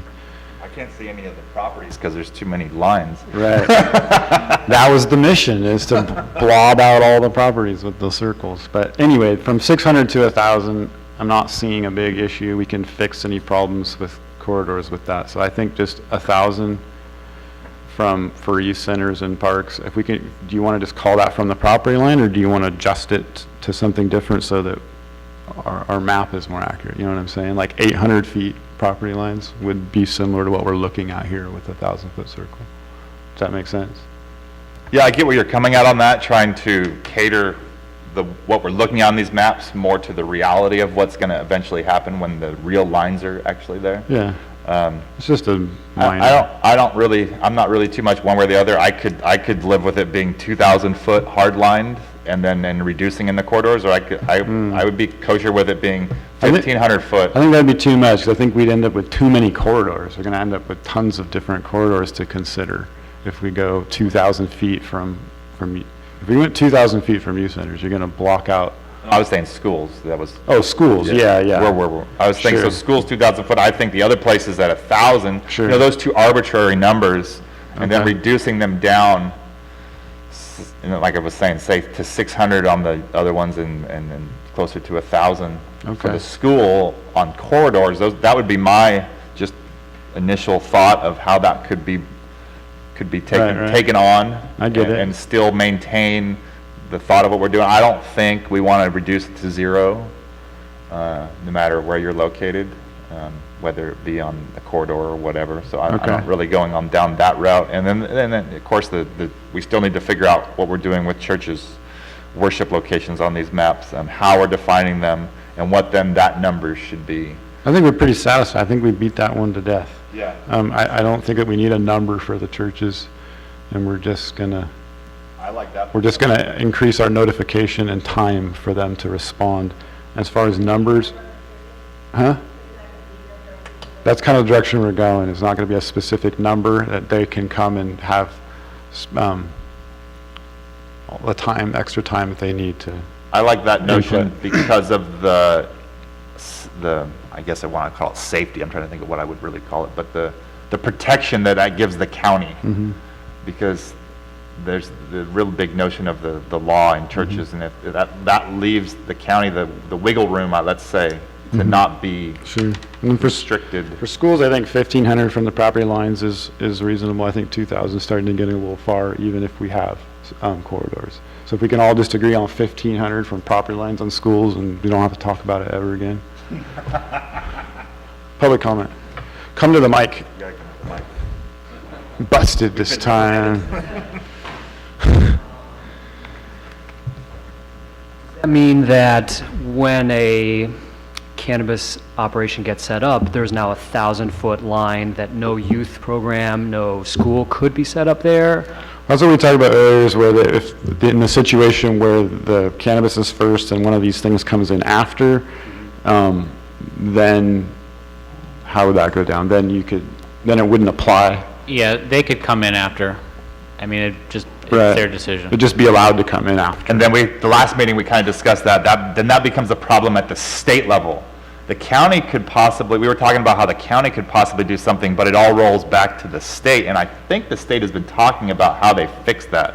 Because if a youth center or a school is arbitrarily then placed. It gives within that control to the area, locality. The state, then your license from the state is no longer valid when it goes to renew. Unless the locality approves it, I'm pretty sure is how that goes. I don't think that the state is gonna automatically block the license unless the county says so. You talking about when it's, After the time fact. for renewal? Yeah, when stuff comes in after the fact. The state's not gonna look and see that there's something there and then block the license. I don't know what the renewal process looks like. If they have to submit another, I don't know what you do. An affidavit that says you're not near somebody, so you do. If you have to submit that again, and it's not true the second time around, that might be a problem for you. But then it says that counties can allow a lesser distance. So if it's in the ordinance that if it comes in after, then the distance doesn't apply anymore, wouldn't that be the same thing as a county allowing a lesser distance? A different distance? Like you're saying, you can bring the setback to 0 if you want. It could be. I don't think that's the best way to do it. Okay. I think instead of changing the setback or saying setback's different, the setback only applies on your first permit. Right. Type of thing. I'm saying that would cover you in terms of your application to the state. I think but- that'd be like a state interpretation. Okay. I don't know, I can't Okay, promise. for them to sort out. Yeah. Okay, Yeah, very because I know good. one of the bills early last year that brought a lot of these things into the code actually had, at the time of your permit, at the time of your first permitting, and then that was removed from the Right. California code, that language. The emergency regulations. Yeah, which kind of then leaves it open to what, this interpretation that we're getting Sure. of that, somebody could come in afterwards and your business is Okay. kind of in trouble. All right, let's pick a number for youth center. We all like 1,000 feet. We'll just stick with that from the property lines, which is going to make a bigger circle than we're seeing here. But if everyone's fine with that, I guess. I can't really tell, because some youth, I don't know, like some youth centers could be really large. Like what if, how would you measure that though? If you have a park, let's say you have a really large park with a playground facility, it becomes the property of the entire park where you're measuring from? Yeah. Or Yeah, in the absolutely. state regulations, yes. It's just the property line, it's just the property line of where it's the piece of parcel property that Right. entity Well, some of sits those on. could get really large then, I think that 800 feet would be more reasonable for youth centers. That's already over the state recommendation. It's close to what we're Double looking the at state on the map. recommendations. I think isn't it 600? State's 600, so Oh, yeah. 800. Got it. So I'd like to say 800 and get that written down, quit talking about it.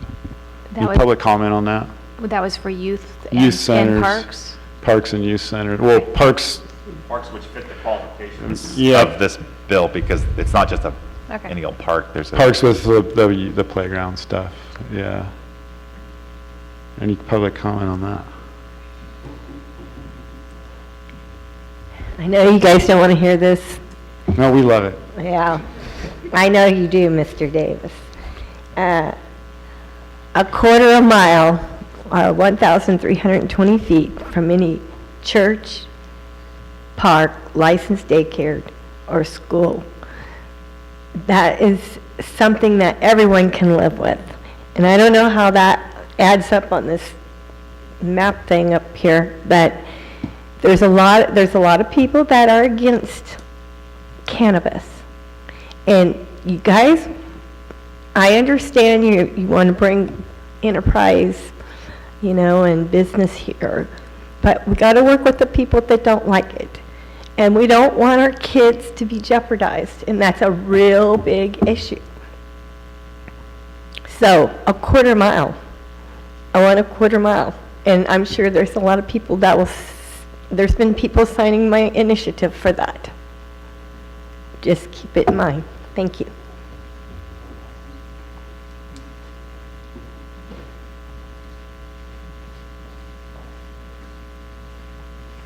Sorry, but I'd like to argue against that. No, please. The majority of people in Delaware County voted for Proposition 64. The majority wants it here. A majority of my members, we have 8,000 members, or people that live in this town. I probably have a third of them that come to my shop. So I would disagree that a majority of people don't want cannabis here. Thank you.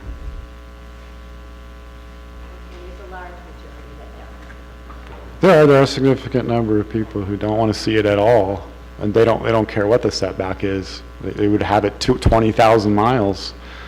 So, public comment. So if the purpose of the setbacks and the buffers and all of that is to minimize children's and youth's exposure, I'm wondering if part of it is also about signage, right? A child can't walk into a retail shop and buy something. So part of it is, what are they seeing? Like Right. literally, what are they seeing? And Sure. so, maybe there's some way that you not only limit where things can be, but if they are closer than that quarter mile, if you go with 1,000 feet, that's not quite a quarter mile, maybe within a larger buffer, their signs have to be significantly smaller. It has to be more discreet. It's about how much our youth are exposed to the idea that is normalized and all of that these laws are supposed to be sort of dealing with, right? So thinking about it in terms of not just literally where they are, but how visible they are in those locations is another way to sort of minimize communities' concerns about, or not minimize their concerns, but to sort of mitigate their concerns about where outlets are. Sure. Yeah, there's an extensive law on the, well, if you look into it, it's kind of strange because some of the regulations that the state has put out, there are further distances for the signs than there are for your stores. So you can't literally have a sign 1,000 foot, but you can have a store 600 foot. So the regulations for signages and the sizes of signs and the placements of signs are very restrictive per se, already established through the state of California and the code that's been written. And there's certainly some more things we could consider. We're kind of limited with signage. That was my dream, was that we could totally dictate the signage. For example, and you may have been aware of it, there's the sign in Smith River. There's a big billboard that's been brought up a couple times this meeting. That's illegal. It's illegal under California state law to literally put a billboard signage on a highway. It's not feasible. So so there are extensive restrictions. There's signage. There's rules about how big your storefront sign can be in your window. Yeah, I assume that, all of that is at the state level and probably will be local level too. And I mean, this is sort of a ridiculous analogy, but my hometown, which is about the size of Crescent City in New York State, for years fought any kind of fast food. And when they finally allowed a Burger King, they made it it was set back from the road by 30 feet. It had a sign that was teeny. It had no lit sign on the street level. They really restricted because they did not want it there. Yeah, I've seen that. I grew up in a town like that where even the commercial places had small wood signs. But that applied to every business. And so when we went over this, it looked like it was going to be difficult to have county-specific signage rules that were specific to cannabis businesses. That's not really legal. I think there was maybe some latitude there with potentially maybe being able to keep, pot leaves off or something like that, but that's not even, I don't know if Joel's decided whether or not that's cool. I haven't gotten to look detailed at that yet, but in general, as a basic principle, the content of signs is not something we can regulate. So if we have one set of rules for cannabis signs and one set of rules for everybody else, then we're regulating the content. We're telling, based on content, how big your sign can be. And I don't think we're gonna go down that road. Well, like Oregon, they have the little green cross, and that's all they have on some places. Yeah, but I don't think that's an actual. I don't know what the regulations are in Oregon for signage, but. I haven't looked at what the state has for signs yet. I'll do that. I will tell you the sign at Smith River, the billboard, is not illegal. It would only be illegal for a permit or a licensee to put that sign up.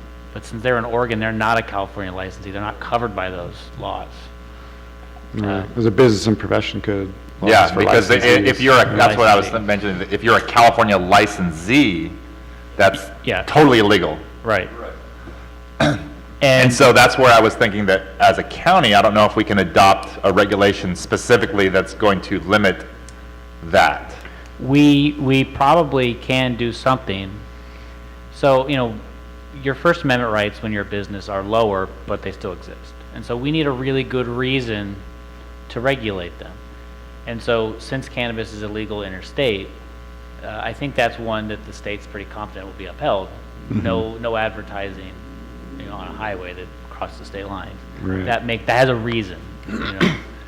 It's reasonably related to an actual public purpose. Right. If we get into a signage ordinance, we'd have to really look at why, what public harm are we preventing with each restriction on a cannabis-specific sign? I would be interested in researching the ability for the county to write a regulation about not allowing businesses to operate outside of the California regulation as such. So what you're allowing is a business outside of the state of California to have an unjust, I don't know how you want to call it, the unfair business advantage that a California business is not allowed, and the Oregon business is taking advantage.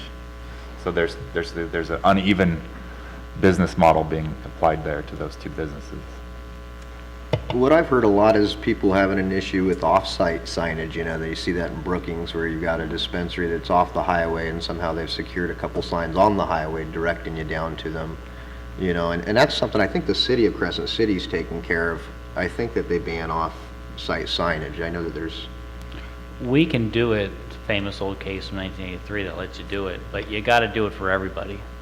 You can't just be, you can ban off-site signage. San Diego's done it, you know. Yeah, we can't do that here. We can tell everybody to pull their signs. I won't. We could do it, we would just have to pay them for every sign. Yeah, right. So we can't do it. That's what that means. So the distances, we should. Yeah, so Linda wants a quarter mile for the youth centers. But we want more than a quarter mile for the schools. Are you all right with that? I heard that. Is that cool? So maybe that's our balance. We take a little off the youth centers and put a little on the schools, right? I think you're right. That's about the same distance, isn't it? We took 300 feet off of the one and put it on the other. That's like almost exactly the number. Well, I would advocate not to go less than 1,500 foot on school. Sure. Me too. Sure. I like anywhere from 15 to 2,000 foot on the school, especially as a starting location, a starting number for this ordinance, which can be amended at a later So date. 1,300 feet, a quarter mile, would probably be about what we're looking at with these 1,000-foot circles. You'd end up with 1,300 feet when you're talking about property lines. Yeah, Yeah. exactly. This is property line to property line, and you know, Sure. 1,500 foot is going to end up being on this circle, looking like you say, more like a 2,000 foot circle, because we're talking So- about a straight line. You know, hey, reducing that down in a corridor to 1,000, ultimately, you're still basically getting to your quarter mile distance as far as how you would walk to it or drive to it, because you're never going to find a situation where it's, almost never going to find a situation where it's an exact straight line on a road from property line to property line. Sure. So, yeah, so if you did 1,000 foot from property lines, it'd be like having a 1,300 foot circle maybe. So that's cool. We can bump it up. But it wouldn't be 1,300 from property lines. And you know, see how it gets much larger? Because if you have a property that's 1,000 feet, you know, in every direction, then it gets, then it turns into 2,000. Like if you have a square, it's 1,000 feet and 1,000 feet, then you got to go 1,000 feet from that again. Now you're 2,000 feet from the other side. Yeah, the law dictates it's property line to property line, so it could be a giant piece of parcel that. So 1,000 feet from a property line would be like the quarter mile you're trying to get, like from the center of the thing, you know? I'm just trying to, there is, Can you come to the mic, please? Sorry. I just, you know, I voted for legalization of marijuana, and, but I'm taking into consideration other folks Sure. that don't want it, but if you make it where it's at least not like Brookings, like you say, you can drive down any road, street and see a advertisement for a store or whatnot else, you know, people got to kind of Sure. warm up to it and find out it's Right. not going to be as bad as what they think. It's, Right. you know, that's all. I hear what you're saying, yeah.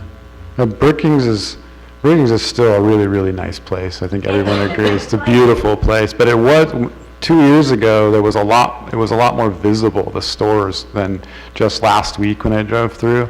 It was actually kind of hard to find them. It was hard to notice them. There's the one big one that's off the road where you can see the sign way up on the top of their big building. And, but I would say the aggressiveness of the advertising has definitely come down in Brookings. They're not as easy to notice. That was just my personal observation. I don't know if it's real or not. I go to Brookings a lot, so I probably Block them out. yeah. Oh. You know, there's always that exception that proves the rule, and I'm sitting there thinking, how far really is it straight shot from the corner of Crescent Elk straight across 9th to the empty dollar store? Well, city blocks, we talked about this before, the city blocks are like, what are we, about 250 foot here, Okay. something like that. And so 9th So- Street Liquor, if we're talking about that as a comparison, you're within 1,000 foot, I think, right? Or really close to it, somewhere in that number. We kind of have it on this map here somewhere. Basically, on the highway, you're on an edge because it's on this map on the thing right Yeah. there. It's that red circle kind of off to the left and up, right? Is that what I'm saying All here? of those locations are in the city, so that Yeah. would be subject to the They city. don't have Right, any, so we have no it's not control over your- that. But as an example of what you're talking about, it would probably not quite get to the dollar store. It wouldn't reach the dollar store, but there are other locations that come pretty close. Yeah, the city's probably gonna have a different set of numbers. They're gonna have to, otherwise they can't have anything. Now, are you guys working for the city too? Gotta come to the mic. Oh, No, we're not working for the city too, but we did originally, We're not working for anybody, we're volunteering. okay. we do have a member of the city, Eric Taylor, is technically on this working group, although he hasn't been here in a while. But the notion is to have some congruency between the city and the county, and they're on board with that too, I think. So- Well, the way I look at it is that the city has taken no initiative whatsoever because all their city council members banned it. No, their ordinance is done. Eric Taylor's got the ordinance done, and they're bringing it to the to the board soon. It's already been through the planning. I haven't been Yeah. going to the city meetings, but Yeah, no, they're farther ahead you could argue they're farther ahead than the county. I'll be darned. I think there's some details they might be overlooking, and they're probably going to look to the county to fill those gaps in terms of information and details, but they're pretty full speed ahead and organized. Definitely. They have really good maps. Ours are better, though.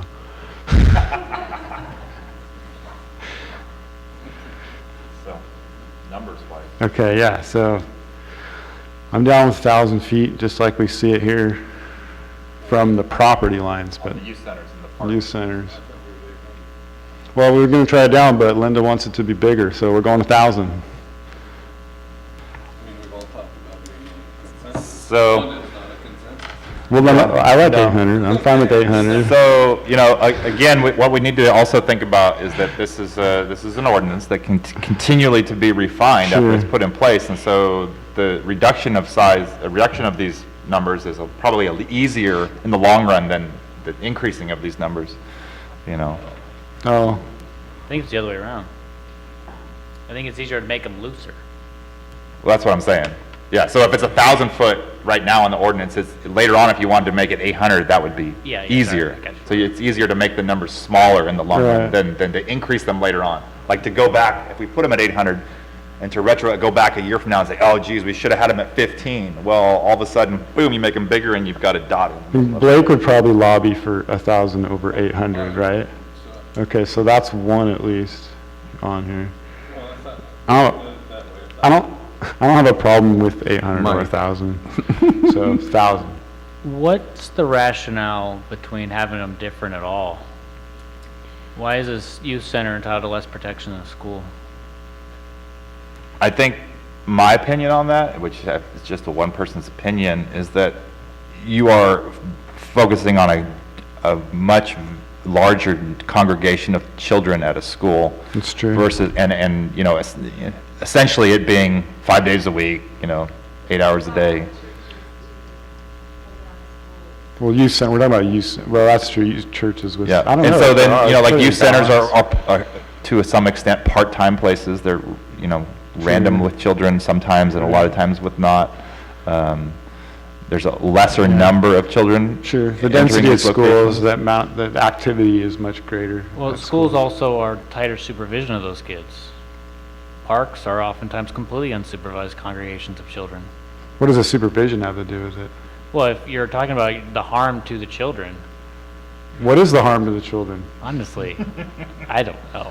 But I'm just saying, if the premise that I mean, there's if we're harm gonna to get right children- down to it. I think ultimately what I'm focusing more on is the visibility to the children Sure. versus I can't, putting a retail location right next to the school, I don't think is going to contribute in the long run to the child, you know, purchasing from that facility, because it's up to the facility to make sure that doesn't happen.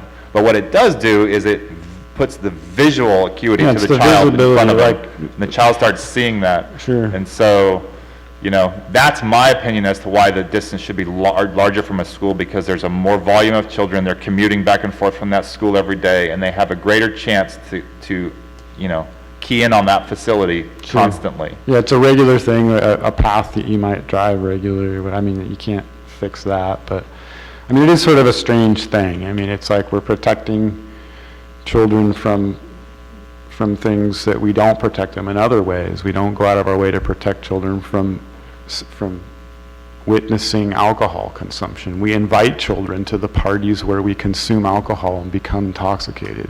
Schools do fundraisers where they sell alcohol.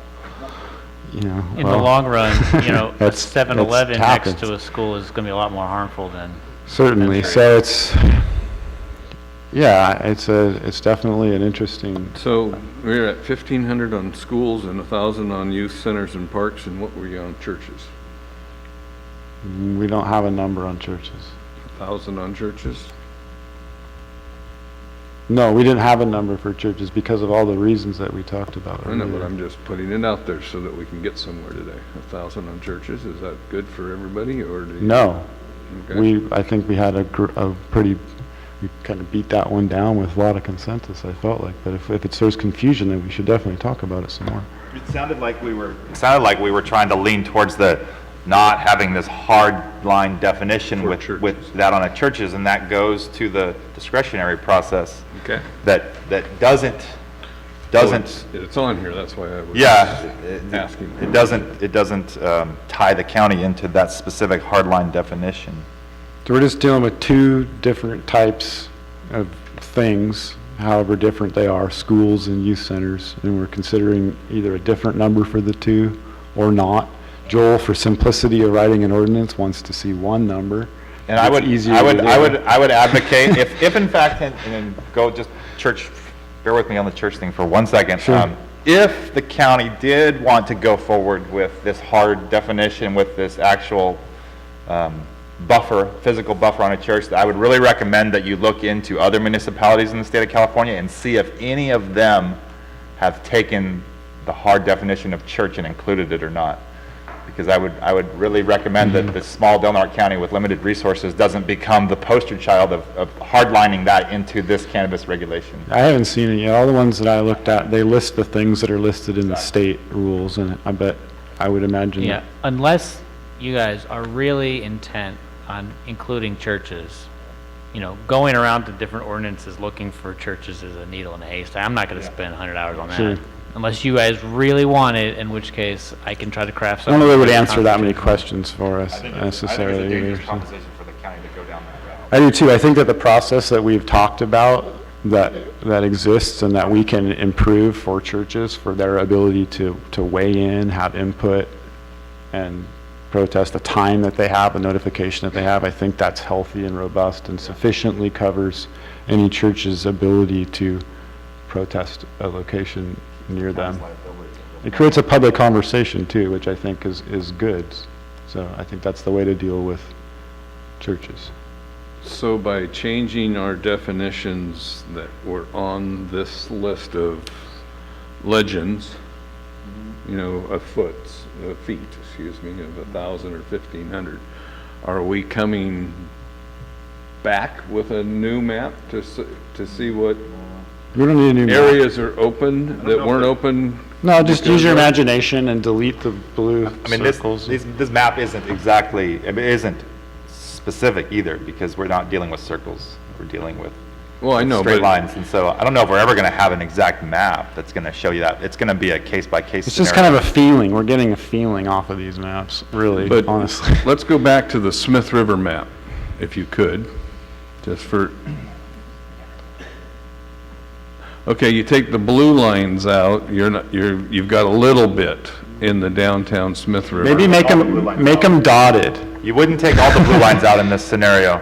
The upper right-hand blue dot would still qualify under the youth center. It would turn into a designation. 1,000-foot circle. That would turn into the orange circle, which would be smaller The other two dots, I'm not sure of.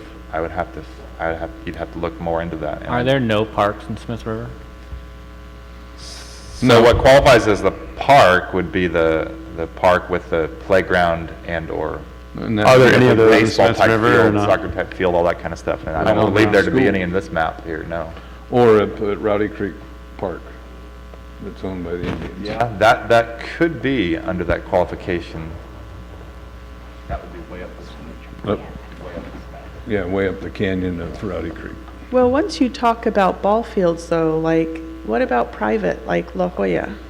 La Jolla Market has ball fields that have hundreds of families there on Correct. Sundays for those I want to games. say Is that private ones not are under right? it too, isn't it? Private, I don't know, I can't don't know. remember. I Pretty think they sure have to private be is not, it has to be Open to something the that's public. open to the public and In it's some Well, that one capacity. is, I mean. Well, It'll probably fall under that It then. may or may not, I don't have the definitions, we went over the definitions many meetings ago, and there's some very specific definitions as to how that falls under, and I know there's some, It refers to other Public parts of state access. law that are already established. and I'm not defining sure that. if it would be, I think it has to do with free public access, like you can't just go play soccer on that field.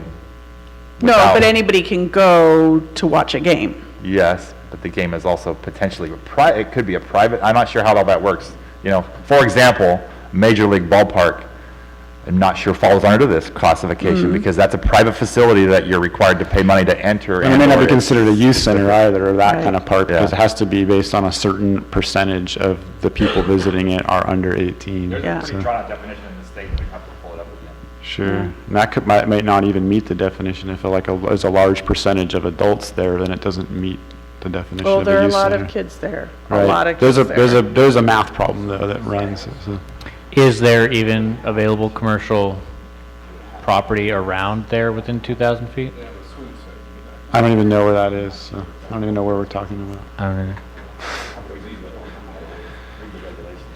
In Smith River, the La Jolla Market, right, is the. Is there commercial space it- available? Yes, around absolutely. there? I mean, Yes, it's, there The absolutely is market commercial- space. that- yeah, it's it's the a pink- little it's the pink strip dot. mall. Yeah, the Yeah. pink Dot on up there, on the there's top. definitely a strip mall, there's. And where's the ball field in relation to that? It's on that pink, it's in Directly that pink dot. behind that strip mall on the same property. It's on That that. would just be, that would come up at the time if somebody tried to apply for a permit, and they would go through all the steps of ascertaining whether or not that meets the definition of a youth center and go from there. So that'd be up to the county. It'd be up to the permit applicant. Well, also, I mean, I know that land is used for recreational facilities, but it has no official permit for that activity. I believe they use their leach field areas and, reserve area, et cetera, for that use. Uh-huh. So we should shut them Gotcha. down, is that what you're saying? No, not at all, not at all. Only if No. they're growing No, cannabis. I'm just saying, each question kind of brings up a new question, and. Sure, And sure. so, It just comes to ultimately, just really putting the exact point on there, because we're missing many points. as Yeah, we to can't what- get them all on What here. exactly is that, fits that designation. But yeah, essentially, a lot of churches double as that, and there are maybe some other facilities that Right. qualify as. So lots of the parks. churches are protected with a setback because they're youth centers. And so eliminating the buffer around churches per se isn't eliminating buffers around most churches, because most churches include some kind of youth facility. I think it can be as simple as a kid's Sunday school class. Exactly. So I think probably every church here that's an established real church is going to fall under the classification of a youth center. It's going to get that 1,000-foot setback or 1,300 or whatever, something in that range. I don't automatically have a problem with having one number for everything. It just started to look like if we go 1,500 around the youth centers like we do with the schools, it's going to eliminate too much area. And it seems like it's not necessary. It's already much higher than the state. So. I think 1,000 square feet, just to keep it simple, would be a great thing for Joel, I guess, for all of them. 1,000. For all of them. I think we're leaning toward a little more for schools, just for deference to schools, but. Well, again, I would ask, why do schools get more deference?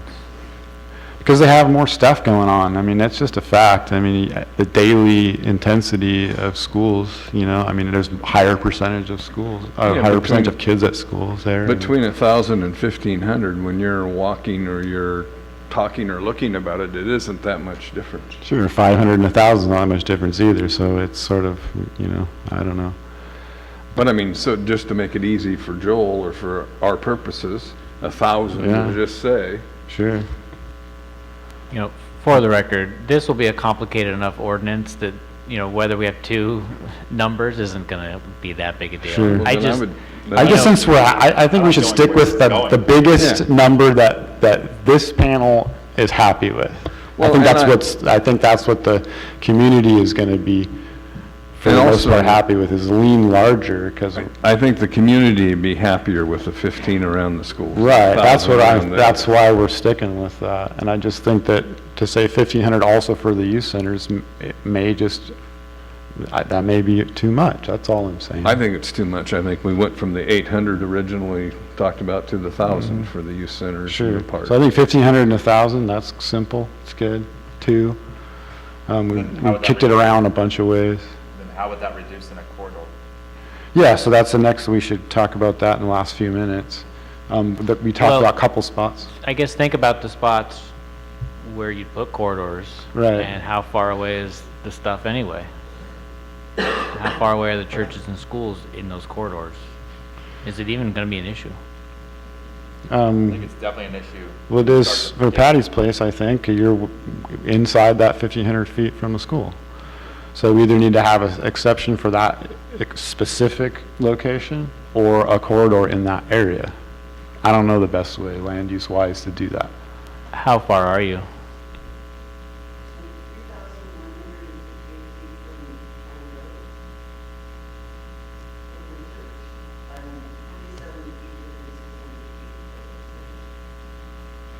From the Seventh-day Adventist Church? And they do have a closed reception meeting that is been there for 10 years and only for when they bring the How far are you away from the Wellness Center, 510, 550 Washington? No, on the corner of Washington and North Crest, there's the little building that's child welfare, and then the clinic.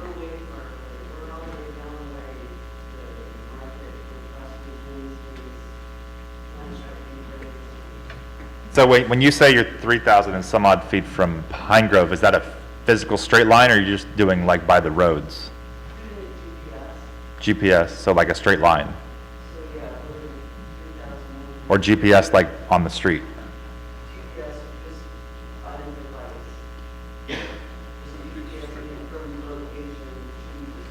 Okay, so like a straight up straight line has nothing to do with roads or property boundaries or anything? Okay, so not like a GPS for a car, like just a straight up straight line Handheld GPS? Okay. I was just trying to get out if in reality what you are is more like 2,000 and something feet.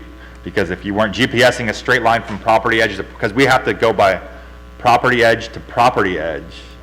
And like, for example, your GPS mark can't be the school's front office. It has to be The closest corner- property line. The corner on North Crest. Okay. And the church that you're speaking of, I think would definitely fall under one of these categories of the youth center. It's got a school in it, yeah.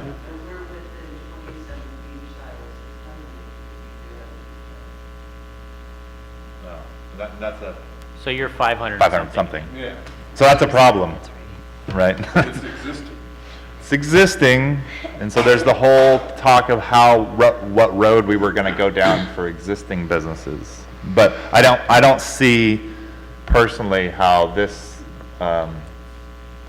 board or whatever, you know, is gonna make a recommendation that would have anything less than 600 feet. I mean, that's kind of what the state has put out there, and in all reality, our number's probably gonna be higher than that. We can make exceptions. We can, Yeah, I mean, we can write in an that boils exception. back down to the grandfathering essentially talked about of existing businesses and how we're gonna go Sure. down that route. I But think maybe that is for a different that day to can be be discussed. It can be written into the, it can be written in to the code, correct? Right? an exception for an existing business? I know he doesn't I don't like know. it, but No promises. Let me think about it. well, it's kind of similar to the same thing, whereas if you get a permit, then somebody puts in a youth center or a church that's closer to these parameters. Trying to go down and figure that one. Right, Yeah, so we're trying to we go down covered that that same already, road, we yeah. gotta figure out both of these. The issue I have is if we're telling the community we think that they should be X number of feet away from a school, oh, except this one, why? Sure. You know, why? Why is it have less effect on the youth because it's pre-existing? I would doesn't, think for that's not the Patty's, she's only operated the as a point. medical center, you know, so she's only been a medical dispensary, but she's also been existing without any issues, you know, and I think there's three ways we can handle it, is either no boundary or state boundary for corridors, no boundary for medical only, or including something in that respects entities that have been existing at that location, you know. I think, I like those ideas. I think you get into the whole, we talked about advertising, we've had some comments about advertising, right? And as much as you don't advertise at the moment, I mean, we have a hard time trying to write a rule that says you can't advertise any more than you already are doing, right? Because then that's a specific rule to one specific person. So that could eventually be down the line something that you would be concerned about, right? Like, okay, now all of a sudden this business is advocating this medical sign out front, and they've got, you know, this facility and that facility, and kids are seeing it, and they're, you know, we can't control that differently than anybody else. The reason why a limited number of existing, and I'll just say one, because we're just talking about maybe if we're talking about Roberts in a different situation, but the reason why an existing operation has less impact is because it's only one. Yeah. You can make an exception for one and make the argument that it's not having the same impact than if you made an exception for all of them, because it's only one. Well, if I remember right, Robert, didn't you say you had similar problem, or there's a church behind you, or very close?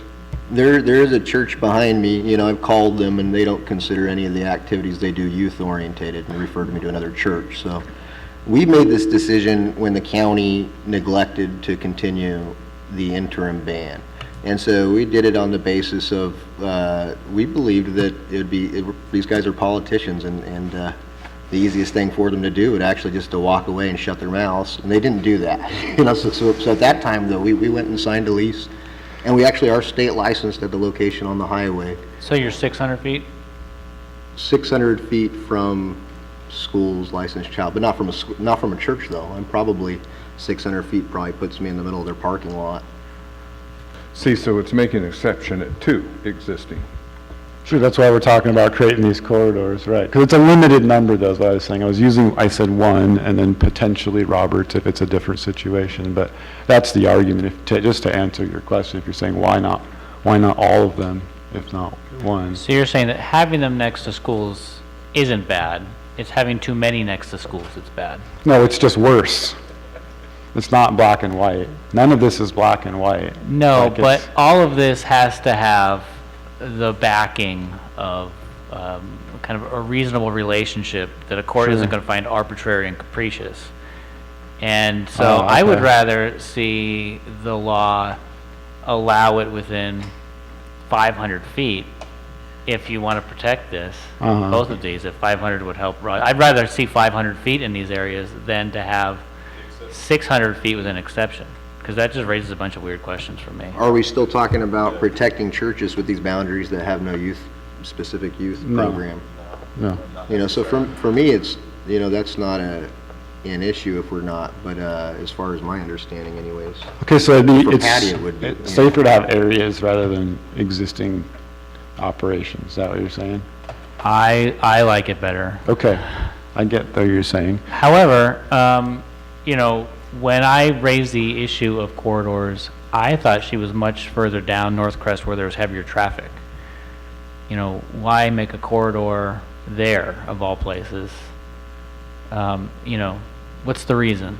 If we keep coming back to the reasons because we're trying to allow a pre-existing use, you know, not saying that allowing a pre-existing use is automatically off the table, but kind of think about why we make the rules we do. Is it because we think it's harmful in that area is it harmful within 500 feet of a school really, or are we just saying, we're trying to make the community happy, and then we're trying to make this one person happy? Exactly, you're trying to make the community happy. You're never going to answer, is it really harmful to be within 500 feet or 1,000 feet or 1,500 feet? You'll never, ever, ever, ever, ever in a million lifetimes answer that question definitively. It's just a bunch of community members' opinions. You don't have to Well- answer it definitively, but you do have to answer it consistently. Yeah, and you have to be fair on Right, that consistency. makes sense. So, You can be totally off, this is just land Sure. use, but you gotta So be that's what- consistent. Sure, so I Yeah. get that. So I don't think we need to answer why specifically it needs to be this distance or that distance from the school, but the consistency makes sense, and that's easier to do. So, a region, I mean, I guess I'm missing why having a region versus a location wouldn't work. It could. Yeah, a corridor region. So if you Why it's not are going to consistent. create basically a district, a corridor where you have smaller setbacks, you're now inviting more into that area. You're creating a place where it's easier to locate. So is that the area? Is that the cannabis retail district? Is that what you're trying to create? And if so, is that the place you want to do it? Whereas Robert's area is a more kind of traditional place if you wanted to do that. That's where you put distance between them. If you have a zone that's where you're reducing setbacks, then in those areas, you put a distance between the stores.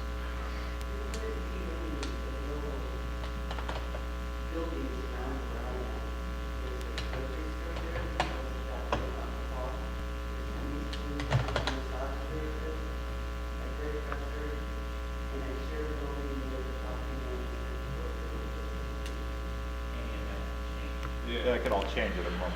Sure, there's available space, but I think that to solve that issue, if you're gonna, I think that that could be a place where density becomes, you list a density number, space between them. So what you're saying there, so Joel, what do you think about not having a density number in general, but then applying a density number to the corridor? Do you think that is a issue? Why do you want to do it? Because we want to make an exception for a place that's existing. And I'm tired of explaining why that's a Well, good no, thing. It's so obvious that it's a getting good to the thing. point, you were implying that would potentially be a district, like Thank you. an area where it would be inviting the businesses to be as opposed to other places, right? And so, but if you put that wouldn't be the case if you had the distance distance between them, even though you're thinking, okay, a couple of businesses in this area would be fine. So we're going to lessen the restrictions for the places around it because it's a normal thoroughfare. But then if we just you had a specific to those areas. It's not a consistent reason, though, is what Joel's saying. When it comes to get That's why I was challenged, wondering, somebody will be like, well, how come over here where I want to set up doesn't That have a 500 inconsistency, foot? is that an issue legally, do Sure. you think? Yeah. Yeah. I just always thought that allowing an existing operation is a reason, but you're saying it's not a reason? It can be. I'm Can saying it's be. not great. Okay. It's the kind of thing that makes me, just ask the questions, why? And when Okay. we're out there in the community trying to sell an ordinance or explain to the board, and the answer isn't about, how far away from the school is really, is a community value, and Okay. how much is, somebody we know who's been coming to the meetings wants to do it, right? That's uncomfortable for me as far as the administrative record. Okay. I'm sorry that she has her store not even within the state guidelines of how far she's supposed to be away from any church or from any school, but, we can't be making exceptions. We've got to come up with a number, and we've got to stick with that number, because otherwise you start getting into the good old boy syndrome, and that's not gonna fly. People aren't gonna go for that. Thank you. Yep, I understand that concern too. Several counties have made efforts to include their existing operations, ones that have been, like Arcata, for example, they've been an important part of the community. The city of Arcata is different, of course. They awarded that dispensary business of the year. And they've been over backwards, and I don't think it's about corruption or nepotism or advantage. It's because they've been a fixture in the community. They've done really a lot to make sure that they've been able to operate. And so I think the city is recognizing that for them. And that's the point I was going to make, is a lot of counties have adopted in pre-existing places. And I do know for sure I have the support of 2 board of supervisors to fully stay a municipal place in that location. Yeah, thank you. All right, we're getting to the end. We should wrap it up soon. Anybody else want to make any public comment before we talk about our scheduling?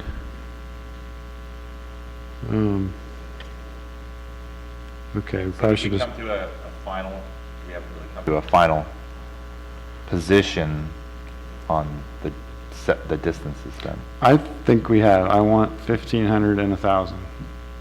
I feel like that is a consensus that I have heard here over and over again. I'm totally on board with the 1,500 foot for the school and 1,000 for those other. For youth centers. Youth centers, park And then definition. the corridor question is still, we're still talking about it. Corridor question is a question. So that would be the focus of our next meeting. What if we're going to deal with corridors and what to do about it. Well, let's also, you know, let me look at those legal issues and play with language and see if there's something that doesn't, you know, make me uncomfortable. Yeah, get creative, Joel. But in the meantime, I think everything that we need to start drafting an ordinance we have. Okay. So at the next meeting, I think be prepared to move on to the next thing too. Okay. Agenda is both. And if that's manufacturing or cultivation, I can't remember. But Okay. Did we schedule a meeting? We did, didn't we, already? I think next week, yeah. Chair Davis? 1 week, yes. You may also want to put a special note to address the tribal issues. For retail and Yeah, we and the didn't get setbacks down that they to were having the wondering. Yeah, kind we're of still, discussion. is there something that you would like to add to that for setbacks for the tribe? I'm sorry, I didn't mean to put you on the spot, but I remember you spoke about it last time. I didn't want to shut it down if there was something you wanted to add. Because I think we would like to have, get some numbers from the tribe that we can work with or something. Okay, as I was saying, if you want to look at the maps, I think you have the reservation boundary now. Within the reservation, there is a 0 tolerance for cannabis, retail or otherwise. Outside of the reservation boundaries within ancestral lands, we're willing to work with you, Right, but that should be a government-to-government consultation. okay, perfect. Thank you, I get what you're saying. Thanks. Okay, so you're suggesting agenda is something like that, and then that way we can I deal think with we it. need to just keep that Okay. so we don't forget. Okay, super.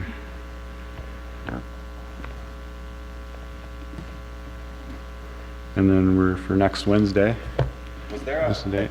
There was just real briefly here, because maybe it needs to be included in the next agenda, the excise tax initiative deal, is that finalized now, or being presented to the Board of It Supervisors? went to the board. It was Yesterday. introduced. Introduced. And then the next meeting, it'll be voted on. Okay, so it's all written up. Yeah. Have we seen it?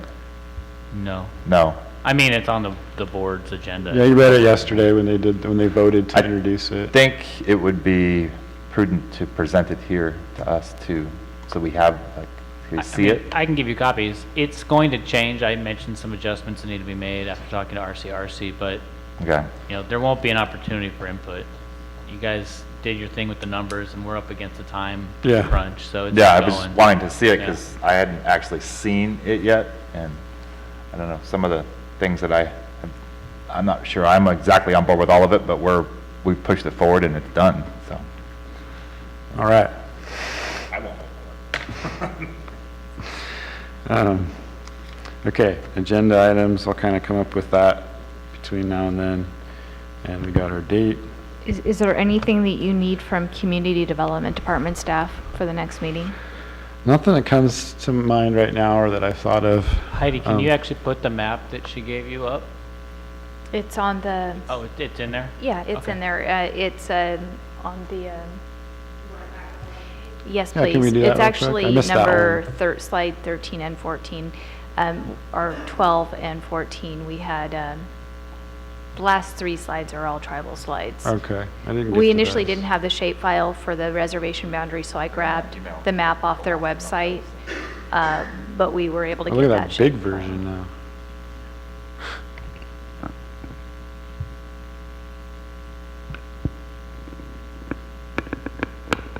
And this is a map that was produced by the tribe, and then the last one is on the same maps that our other maps are presented, that was done by county staff. Is there a legend at the bottom what the colors mean? Yeah. Yeah, why don't, Legend on the next map. yes, there we go. And you should be able at the top, Jesse, where they do the percentage to increase Oh. that from 49.3 Sure. to make it larger.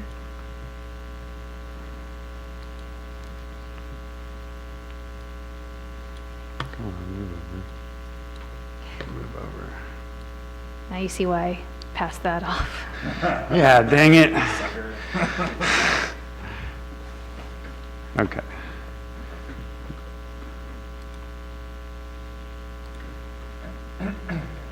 We getting close to what we're trying to look at? Is there a boundary of that green line at the top of the map? Or is it basically the whole county? The green line is, I think it's saying that that's Aboriginal territory. I think that's what that says on that. I don't see it on the other map either. They call it the traditional tribal Yurok area cultural traditional. affiliation. Yeah, I don't know how far up it goes. It's not, doesn't show on the other map. So when she says that that needs to be a government-to-government conversation, I'm not sure if she means that's a tribal council to board of supervisor conversation, but that's not feasible. We're gonna have to have some people discuss this. Probably Heidi. Yeah, I know Probably planners. we have 2 board members who have sat on a 2x2 with the tribe, and I agree that I believe it does need to be our highest level officials with their highest level officials for, We've got to get staff to put them in a position to have a conversation, or we're not going to get anywhere. oh, well, as far as being able to coordinate that, sure, we can assist with that, but it's going to be, I think, it's going to be the higher level folks who will be actually having the conversation. Yeah, it can't be done here. But we need to get that number. What number? They want to see a setback from this yellow line. That's what we're trying to deal with. And that's, Well, it's what not just the what yellow. I've gathered from the communication is that within the yellow line is the hard line. And I Yeah, don't know don't if want there's it a in set- there, and there's then not they- a- I don't know if they have heard the conversation about there being a setback from the yellow line necessarily. I think in this that's the particular entire thing. notion of this, is that, Yeah. is that we're trying to offer some respect to the distance from this hard line boundary where there's zero tolerance, and then coming to them and saying, if you would like to see a setback beyond that, tell us what that number is. That's what I've asked Ellie Hoops for specifically. Yeah, I mean, it can be a setback from the yellow, but there could be spaces, other spaces that are Sure. culturally important that, Sure. you know, it wouldn't necessarily be a setback from the yellow, but it would be an area where we Sure. don't allow it, and Yeah, I think the general gist is the area outside the yellow. It's not so much the distance from the yellow line, it's the culturally significant places outside of that yellow line that need to be Right. considered. And Sure. generally speaking, you're not going to get a map that's produced that's going to show you those places, because most tribally, culturally significant places, they don't want a map showing Sure. you where these places are. Yeah, that makes It's very sense. specific to most tribes. They do not produce that type of map for anybody outside of their own tribal members, and even then, it's very held closely. And so it's probably more of a conversation as to anything that's going to happen within this green boundary, they're going to want to be included on and then have input on. Mhm. So that's probably where that goes in my But when are they idea. going to give input? That's what I'm wondering, is that I've asked specifically for that input, way back from the beginning when I corresponded with Ellie. if I understood it correctly and what Heidi's saying, we're going to have to draft a complete ordinance, give it to our 2 supervisors, who take it to their 2 council members, who have some kind of input and it comes back. Is that, Heidi, how you think it's going to go? I don't know if we actually have to draft the ordinance, but I think we need to invite them to come and meet with us, or to offer to go and meet with them, meaning our board members, to have a conversation about this, to find out how they see it going, and, to come to some type of an agreement that would allow us to move forward with our ordinance. Perhaps they may need to see it all, but I think that there needs to be at least one, initial meeting to discuss it. I think ultimately, what we're discussing here on this panel, we should not ignore any of this necessarily at all, but we need to come up with our regulations for the county. Right. And then it's up to the higher ups to discuss that on the tribal level, Sure. to the government level, and figure out how that interacts in these areas. Definitely. We can't sit here and make regulations that really regulate what they're talking about. Yeah, if we can't get the data or the input, then we're helpless to Exactly. to opine on it. So that's why I was just looking for that, so that if they're asking us for any help, then we could do that. But I totally hear what you're saying, and I'm getting the politics of it a little bit more clearly now. So, all right, is that pretty good for that? Done, ready to adjourn? Any final public comment? Okay, meeting adjourned. Next Wednesday, I don't know the date. It was set last week. Yeah, Next Wednesday. May 1st? 2nd? May 2nd.